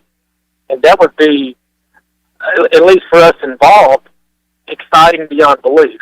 And plus that would get us our ESPN money, because I don't know if these games aren't played. I don't think ESPN is going to give us $7.2 billion, are they? No. If the games aren't played and aren't televised, I would highly doubt it. I appreciate the call, Mitchell. I just think that if they play in the spring, if this thing gets pushed back to the spring, I don't see how you can have a full season. You can't go to July and then have camp starting in August. No, you can't do that. And also, I love the thought of, if everything's good in the spring and having fans, that'd be great. But not only is that not a guarantee, it's not even likely at this point, I don't think, in my opinion. I don't even think none of this spring is going to work, honestly. Honestly, unless there's some major breakthrough, medically speaking, and I know that they're working on the vaccine, but to have it widely spread and effective by, let's say, February of next year or March, I just don't know how realistic that is. So, and even from a non-medical standpoint, like, you can't go 12 weeks, 12 games, because it would go too close to your upcoming fall season. Like, you would have to almost go like a 6-week schedule or something. You'd have to go conference only, shortened schedule, I think is the realistic thing for spring. And because they say all this stuff about player safety and all this right now, you can't say all that and then ask the kid to play 24 games in a span of 6 months. I mean, that's just not feasible. So I could see, let's say the Big Ten can pull off a spring season, or these leagues end up having to go spring as last resort. I could see like a 6 to 8 game league only schedule in the spring, but I don't think you can have a full spring season. I think unless you're going to push the fall of 2021 way back, right? I just think that start in like October, November, or something. That would be the only way, and I think that's fully last resort, which is why I think you're seeing the SEC and ACC trying to stick to the fall, because they know in the back of their minds the likelihood of a spring happening is probably even less than a fall happening. I know. I think you got a better shot to go ahead and do it right now than to wait in the spring and to have just that. I don't know, Steve. I mean, we're far from experts, but I just think that it's very difficult to see them pulling that off, and maybe there will be some huge breakthrough and we'll look like fools come January or February. But I would love to see it, but I just don't know how realistic that is. I think it's more likely there's a medical breakthrough than there is you can fit in 2 seasons in one calendar year. That's my main issue. Maybe I'm wrong, but that's what I don't see happening. And you go from like your junior season ends and then your senior season kicks off just like that. Yeah. That doesn't seem possible to me. And you look at it would seem a lot more possible for a sport like baseball, or even basketball. Football, no way. Yeah, because I mean, if you get injured midway through the spring, you're going to end up missing. Say you have a serious injury in March, you're going to end up missing all of your junior and senior year, basically. So I mean, if you have a minor, like, oh man, it's not bad, but he's out 4 weeks. Right. You get that in the last game, you're out the first 2 weeks of the next season. I don't know. It's crazy. I mean, we are living in unprecedented times, so I'm not going to rule anything out. But just talking with John Gilbert, Mike Houston, and I think most ADs and head coaches feel the same way, that no one really favors the spring season, just because it would be impossible to reset for the fall of 2021 without having major changes to the schedule. You would have to push the calendar back. Then you just flip everything around. Now college basketball starts in September. And how weird would that be? I don't know. You could do baseball, I guess, maybe. Yeah. Baseball, basketball, football. Baseball in the fall? Yeah, why not? They play fall ball. That is true. For some October baseball, I mean, in September it's just as hot as it is when they end the season. October, it'd actually be nice. You could maybe start at the beginning of August. Cliff Godwin might not be happy about a road to Omaha in December. Hey, if ECU's in Omaha, we'll take it no matter what time of year it is. Yeah. Scott, our Maryland guy, says hello from no Big Ten football, Maryland. Yeah, what are Maryland and Rutgers thinking right now? Thank God. We don't have to get embarrassed. Yeah, Scotty Montgomery will not go 3-9. Oh, dang. We didn't even think about it from that aspect. So many just things have changed and things are different, and that is one that I never wanted to see change. I don't like change, especially when it comes to Scotty Montgomery's 3-9. He gets a 1-year hiatus from 3-9, and it is crazy. I mean, I was looking at the Nebraska board on 24/7 earlier today, and man, their fans are not happy at all, and they are already just slamming the Big Ten, talking about wanting to leave the conference, which in reality is not going to happen. But I mean, nobody's happy about any of this crap. No, but they're really I get upset. sick of seeing like all these negative people want college football not to happen. That's bull crap, man. Yeah. Like, I'll speak for myself. Like, we're talking about like a job, like our jobs. You know, I mean, how does Hoist the Colors go on without ECU athletics? Not very well. Yeah, I mean that's a realistic thing that I'm thinking about at Pirate Radio. Like, it's a real thing. Like, I want this more than anybody. No, we got so many friends in this industry that work for ECU, that work in media. I mean, it affects everybody. Of course, the fans are frustrated because, you know, they're fans of the sport. They don't want to see non-college football in the fall. I mean, nobody wants to see that. So it just has in all the local businesses in Greenville that thrive on game day, and just the recognition of Greenville as a sports town during football season. So, yeah, I hope they just find a way somehow. But what if you had to put a percentage on it right now? Maybe 5 to 10% that it actually happens. Of what, ECU? Yeah, ECU playing. I saw this fall. Who's the guy that runs Stop Shop? Jay. I saw, I believe, his son yesterday. He's got 4.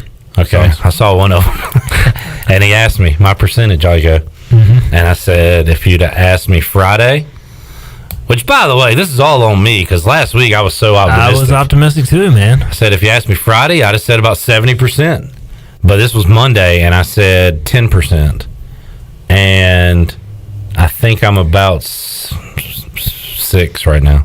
6%? 6%. Not 7, 6%. No, 6. It's dropping. Yeah, I would say there. I mean, now, like you said, by the end of this week, the Big 12 came out and say we're playing football, and that would, to me, would up the percentage to 35, 40%. That's what I need to see. I need to see an SEC, ACC, or Big 12 say that we're going to play. Because, I saw good news last night.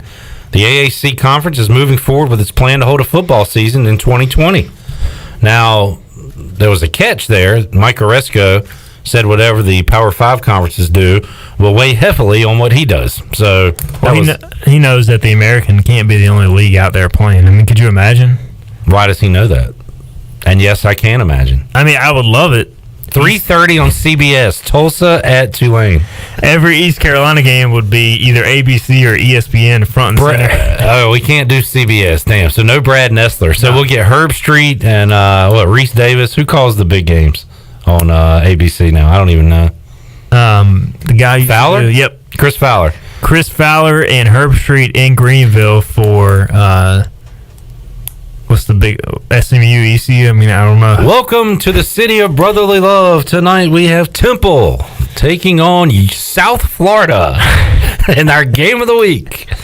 I mean, I would love it. That would be sweet. The American would love it. That's a lot of people have asked me on Hoist the Colors, like, if the American plays, can the TV contract be renegotiated and all this stuff?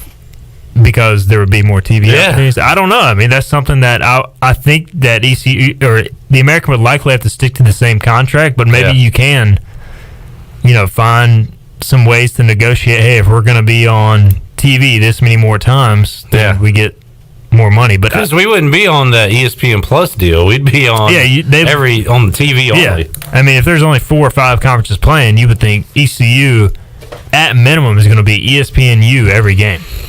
Oh, man. All right, there's the dream. 6 out of... No, I'm going 9. All right, and we'll split the difference. 7.5% chance. If we run this scenario in 100 different universes, 7.5 times there will be an ECU football season this year. I kind of like those odds.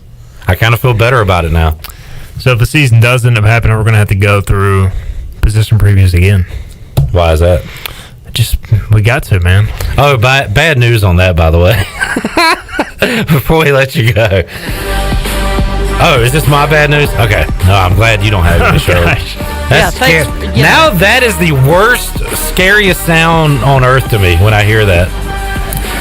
Well, you said bad news, so I figured I'd help you out here. Bad news is, how much of the story can I tell on the air? Like, can I tell how the whole thing went? You need to leave right now, don't you? Yes, you got 2 minutes to tell it. So last week, you know how songs get flagged? Yeah. So there was a group email between myself, Troy, Shirley, Glenn, Ellerby, I guess everybody. And they're like, this has got to be a mistake. This is from Troy. There's no way that we ran this song on Pirate Radio Live. And I don't know if you folks out there know what's your favorite position? I don't know if you know the song that comes from, but it has a very inappropriate title. You would think so. And I had to laugh at it. I was like, Troy, you're right. We would not play that whole song on Pirate Radio, but it does set up our position preview intro. It's our position preview intro. Apparently that got flagged by YouTube, and we're going to have to acapella it on Thursday when we preview ECU special teams. I'm all for it. Let's do it. R.I.P. intro song, but we'll do it acapella style. Igoe, thanks for coming, man. Enjoy your Zoom. Got to get them in while we can. You going to ask football questions or big picture questions? Both. One of each? I'm going to ask a special teams question. All right, that'll get us ready for Thursday. Jake Verity, John Young, Luke Larson. I do want to know, do me a favor, Igoe. Who are you looking at as return men this year?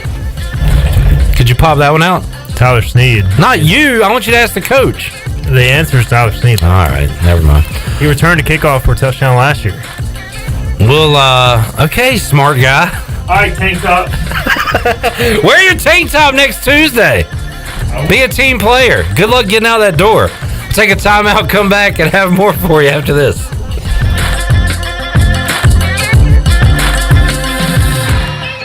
Hey Pirate Nation, this is Troy D. Proud to be co-founder, one of the owners and operators of Pirate Radio. As we launch into our 18th year in business, we have a lot of exciting news to share. Our afternoon drive show, PRL, Pirate Radio Live, has a new look and is now streaming live every day from our brand new digital studio from 3 p.m. to 6 p.m. You can find us on our Pirate Radio YouTube page and our Facebook page, plus our website, pr927fm.com. If you're in your car, put us on 92.7 FM in Greenville or 104.1 FM in Washington. The new and improved 3-hour PRL is hosted by Clip Rock and Shirley Rhodes and will feature the latest breaking news, awesome guests, and your favorite Pirate Radio personalities like The Voice Jeff Charles, Brian Bailey, Stephen Igoe, Billy Weaver, Brian North, Tony Collins, Bryce Williams, Ronnie Woodward, Morgan Ehlers, Mike Mullis, plus Ellerby and myself. Give us a follow on social media at PR927FM and get the latest programming updates, guest alerts, and breaking news. Thank you for your loyalty and your support, and we hope you enjoy the new and improved Pirate Radio, the voice of the Pirate Nation. Hey Pitt County Schools families, the month of August is here and school will certainly be different this year. If you are starting school 100% virtually or are attending school face-to-face on alternating weeks, we are looking forward to resuming the purpose of our system, and that's the education of the children in Pitt County in an excellent and a safe manner. For videos with our leaders, FAQs, and so much more information to answer your questions, visit our Road to Reopening page on our website at pittschools.org or keep up with us on Facebook, Instagram, and Twitter. Remember, we'll face this upcoming school year together because we are Pitt County Schools strong. In studio with Bram from Tiebreakers. Bram, what's new? Delivery's new. What else? Well, delivery. What else you want to talk about? Well, let's talk about tiebreakersnc.com, and let's talk about how good our food is at home in our delivery containers. What makes delivery special at Tiebreakers? Well, we use a very, very new technology called crisp containers that keeps your French fries absolutely as crisp as if you bought them at Tiebreakers. How did they get delivered? By us, our delivery drivers. How much it cost? Oh, right now it's nothing. How do people do it? They call Tiebreakers at 252-439-0555 or tiebreakersnc.com. Bram, what else is new? Delivery, bud. I'm telling you, it's the newest thing in the world, delivery from Tiebreakers. Bram, what's your favorite word right now? Jonathan, is delivery, bud. Delivery. I'm telling you, delivery is the word. This is going to be fun. Bostic Sugg Furniture wants to know, how'd you sleep last night? If you're like thousands, the answer is probably not very well. You're tired, stressed, your job suffers, and worse, your health suffers. Get better sleep on a Restonic mattress, a Consumer's Digest Award winner 13 years running. Restonic Queen mattresses start as low as $4.99. Restonic two-sided Queen mattresses from only $6.99. If you're ready to wake up to a whole new you, we have a Restonic mattress waiting for you, exclusively at Bostic Sugg Furniture. Are you trying to reduce clutter? Want to save a tree? Greenville Utilities can help. E-bill is a simple solution. Imagine getting an email letting you know your bill is ready. And with a few clicks on your computer or smartphone, you can review and pay your bill. It's just that easy. Signing up is simple. All you need to do is to log on to your account at guc.com and update your contact information and e-bill setting. You can even continue to receive a paper bill if you'd like. E-bill from Greenville Utilities. Just one of the ways GUC is here for you. This is Dr. Elizabeth Robinson with Orthopedics East and Sports Medicine Center. Our extended care clinic is open on Saturdays and Sundays from 10 a.m. to 2 p.m. at our office on W.H. Smith Boulevard. We treat a variety of urgent orthopedic conditions without an appointment. For more information, please contact us at 757-2663 or visit our website at www.orthoeast.com. Hi, this is Morgan Ehlers, and you're listening to Pirate Radio, the voice of the Pirate Nation.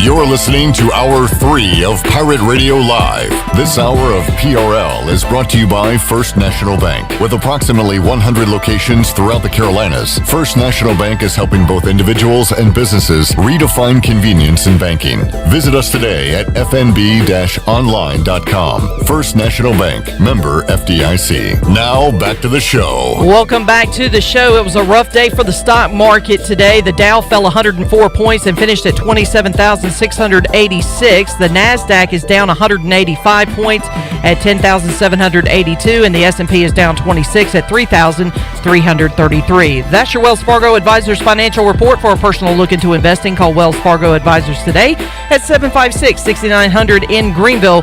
Wells Fargo Advisors, LLC, member SIPC. Now let's head back in to Pirate Radio Live. Here's your host, Clip Rock. Thank you, Shirley. Welcome back into the program. I was just watching a video. You're tuned in to Tank Top Tuesday, by the way. Shirley and I are participating. Glenn and Igoe did not. Glenn, next week? 50%. That's not bad. 50%. I realized I don't own a tank top. I had to cut the sleeves off a polo. So either I'm going to have to wear this every week, or I'm going to have to cut sleeves off a bunch of polos to wear them on Tank Top Tuesday. You don't have the infamous Orioles one? I can't find that. I need to, like the basketball jersey that has the big bird on it. I got that on the Jersey Shore, one of those T-shirt shops. I love that. Makes it even better. And it was like, all right, I want a tank top while I'm here. And it was like, all right, and you could pick a logo from whatever. Sure. And I saw the big bird, and I was like, let's go with this. I like it. It was a good choice. I need to find that. Yeah. But I was watching a video just now on Twitter of Urban Meyer doing a Zoom call, and Urban has he has a mirror behind him so you can see what's in front of him in the room he's in.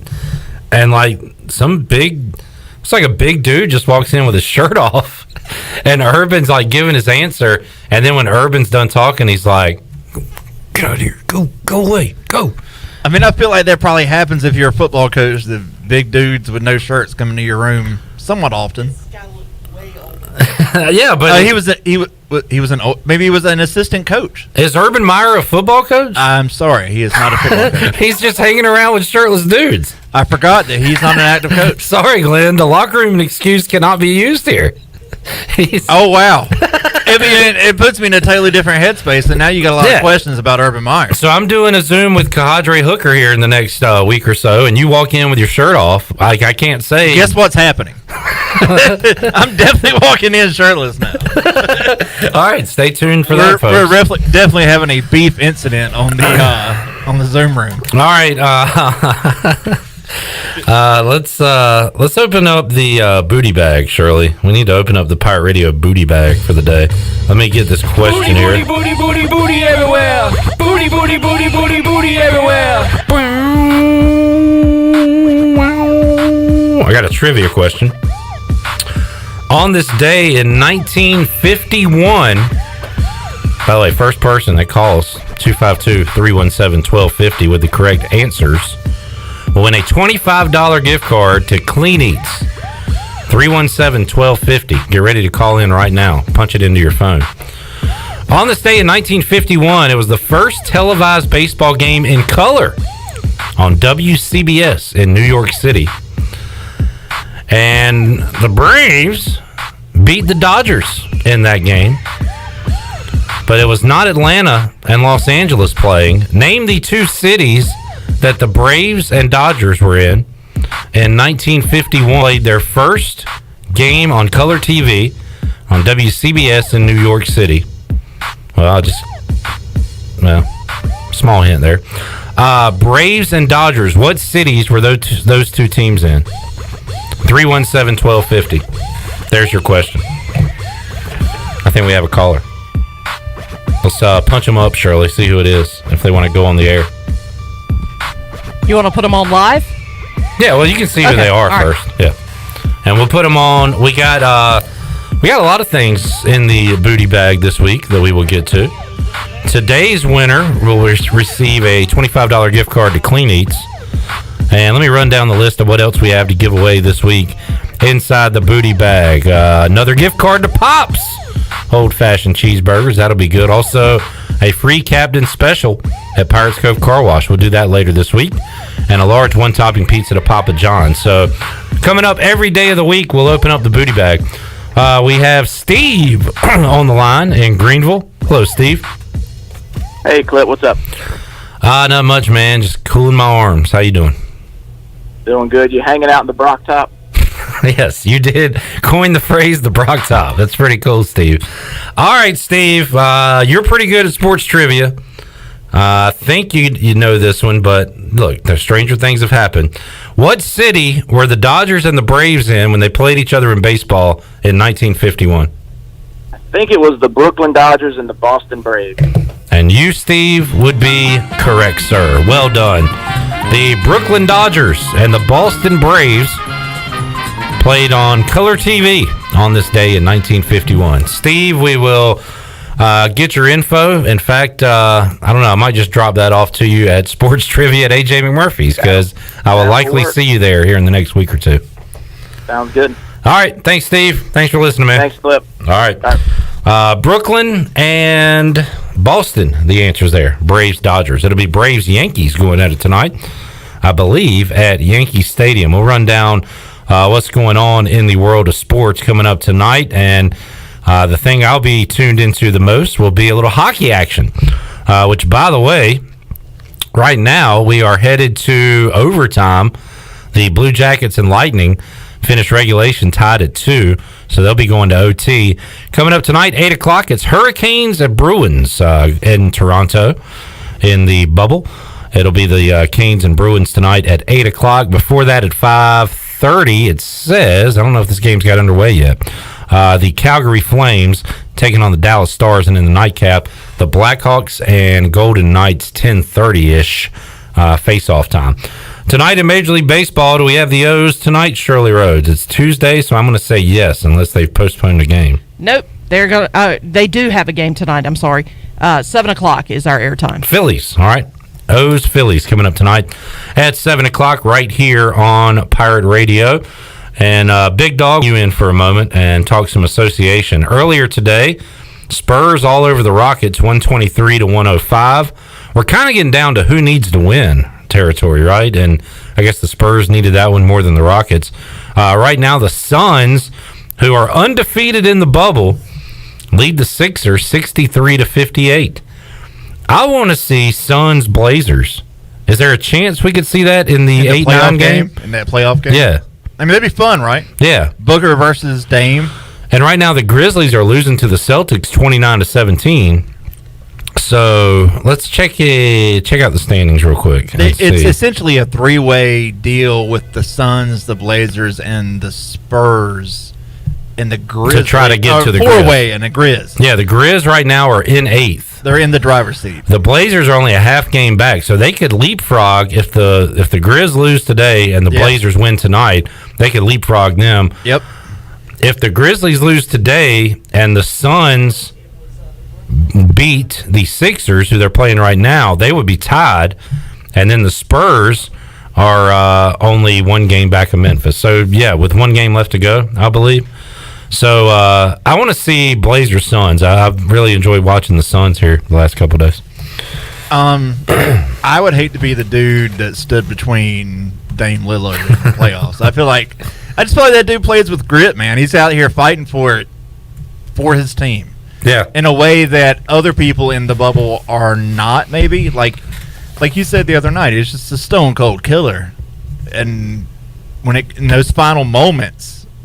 And I love that he doesn't need a crowd. Like, he just needs himself to motivate himself, basically. Him playing in front of his own team and the other team, and then there being another team courtside watching him, that's all he needs. Like, just the fact that there's somebody watching him and it's his peers, because I think he takes all that stuff very personal. I've enjoyed watching the NBA bubble, enjoyed watching the hockey bubbles as well, and Canes coming up tonight at 8 o'clock. Let's get our last break in. We'll come back and tell you what we know about college football. We'll reset everything, and you know what? We'll have 10 minutes to talk about what we know now, and then when we kick off tomorrow's show, we can see how much that changed in less than 24 hours. So we will come back, wrap up today's edition of Pirate Radio Live on Tank Top Tuesday. Back after this.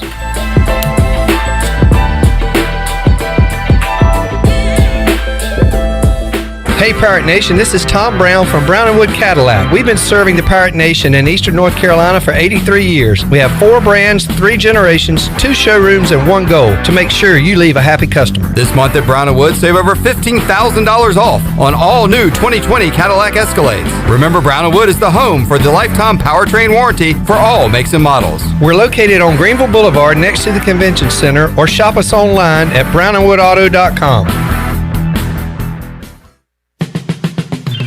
The dog days of summer are here. The Humane Society of Eastern Carolina is excited to be partnered with Pirate Radio and Pitt Printing to make Greenville greater than ever. This is Shelby from the Humane Society of Eastern Carolina, and if you're headed to the beach, the river, or the pool, then stop by and see us to pick up a t-shirt and 2 koozies for only $20. Help rescue pets here in Pitt County and make Greenville greater than ever by getting your shirt and koozies at the Humane Society of Eastern Carolina or Pitt Printing today. Could be out of a job if we didn't get this place running again. My independent agent and auto owners insurance, they made sure we didn't skip a beat. I mean, we didn't miss a single payroll. That's incredible. For whatever lies ahead, we're always there. This is Jeff Gibson with Town Insurance in Greenville. Call me today at 756-8300. Go Pirates!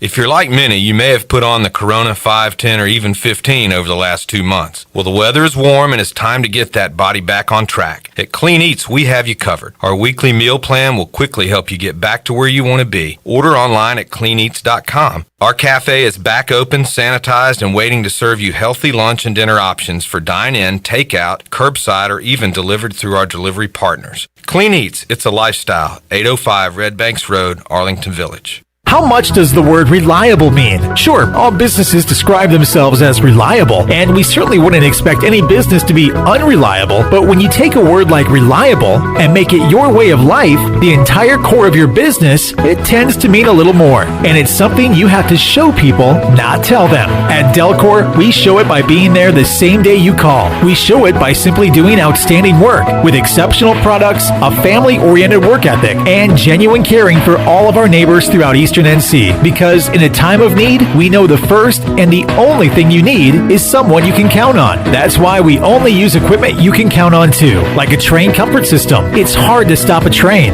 Delcor can have a new train comfort system installed in no time, or we can provide an AC tune-up to make sure your system is performing well. So will your system keep you cool all summer? Find out. Call us. We're Delcor, the service professionals, reliable for over 4 decades. Visit DelcorInc.com today.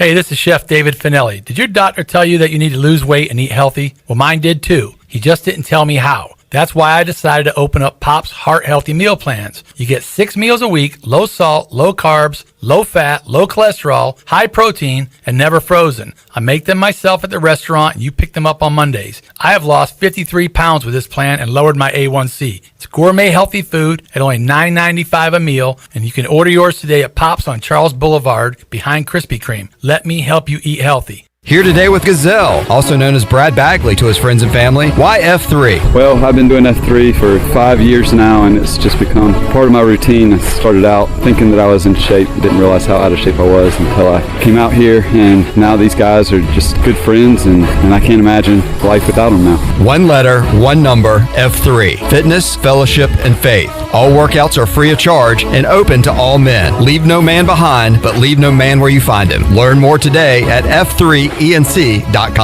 This is Brian Packard, ECU former baseballer. You're listening to Pirate Radio, the voice of Pirate Nation.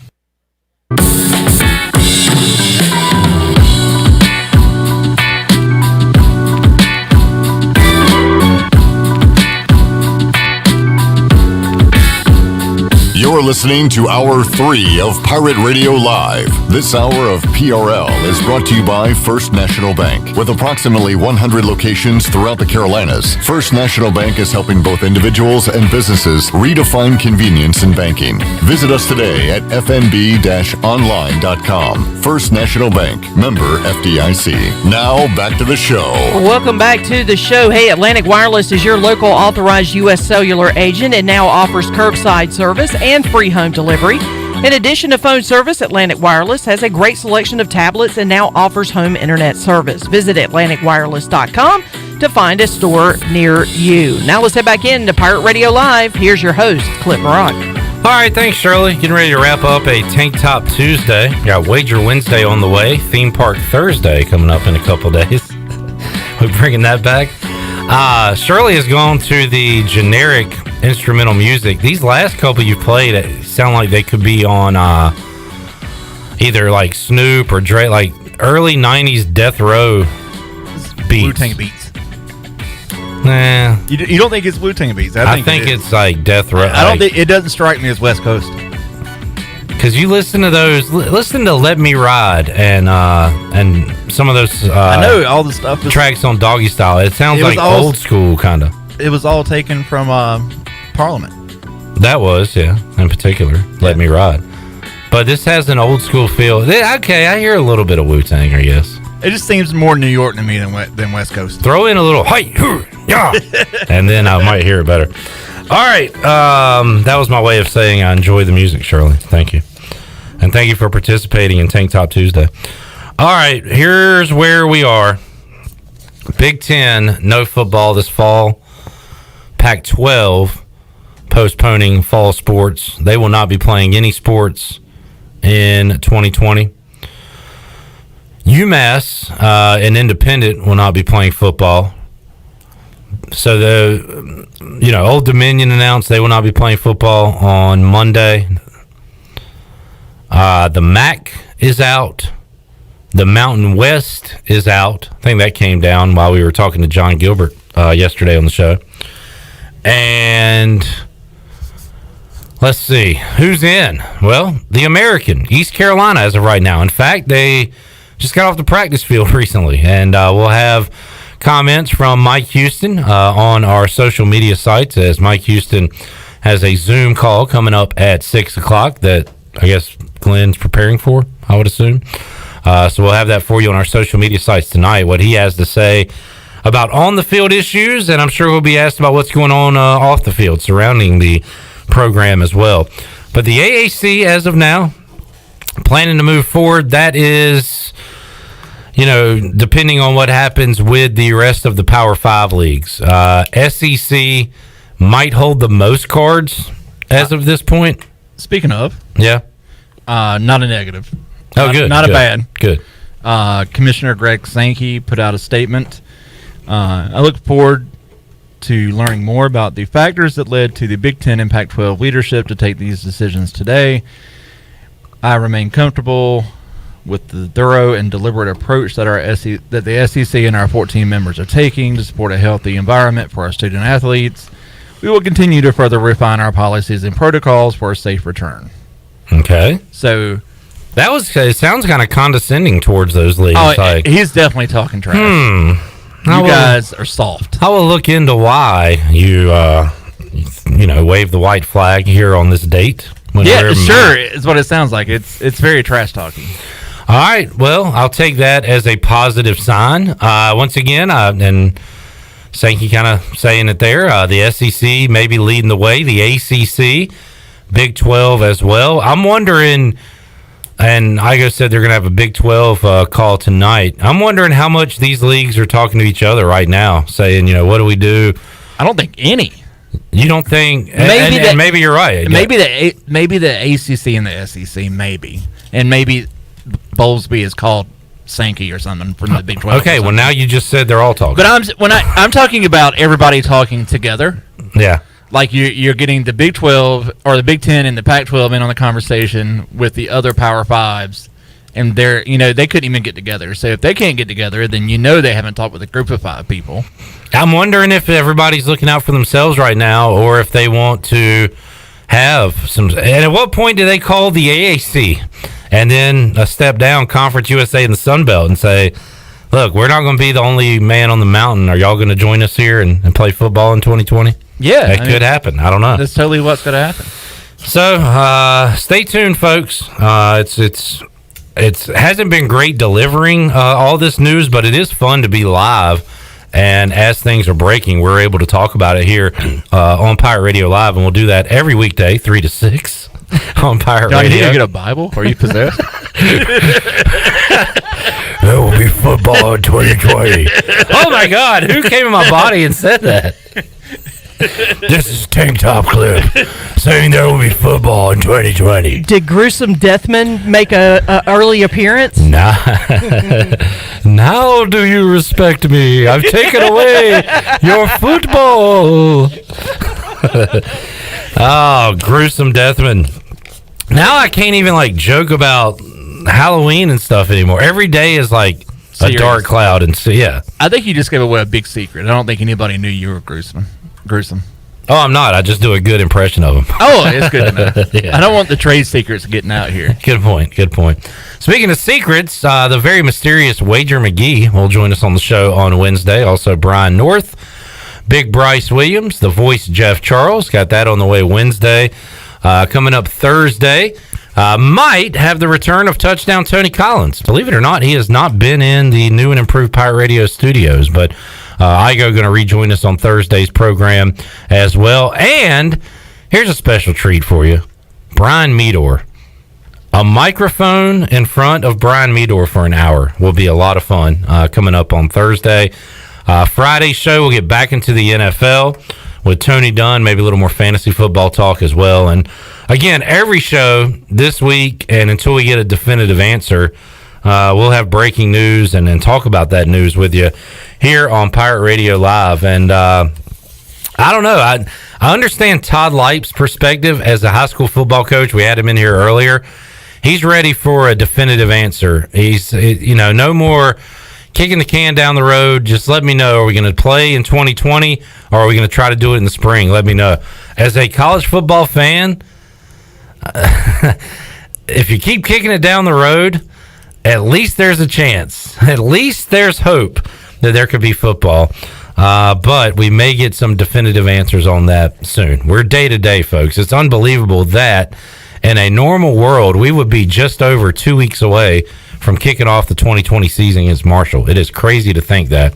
Hard Knocks coming up tonight, by the way, and I just can't wrap my brain around that the NFL is that close. And what is that even going to be like with no preseason and everything? So, weird times. We're glad to be here with you during these weird times here at Pirate Radio. Shirley, thank you for participating in Tank Top Tuesday.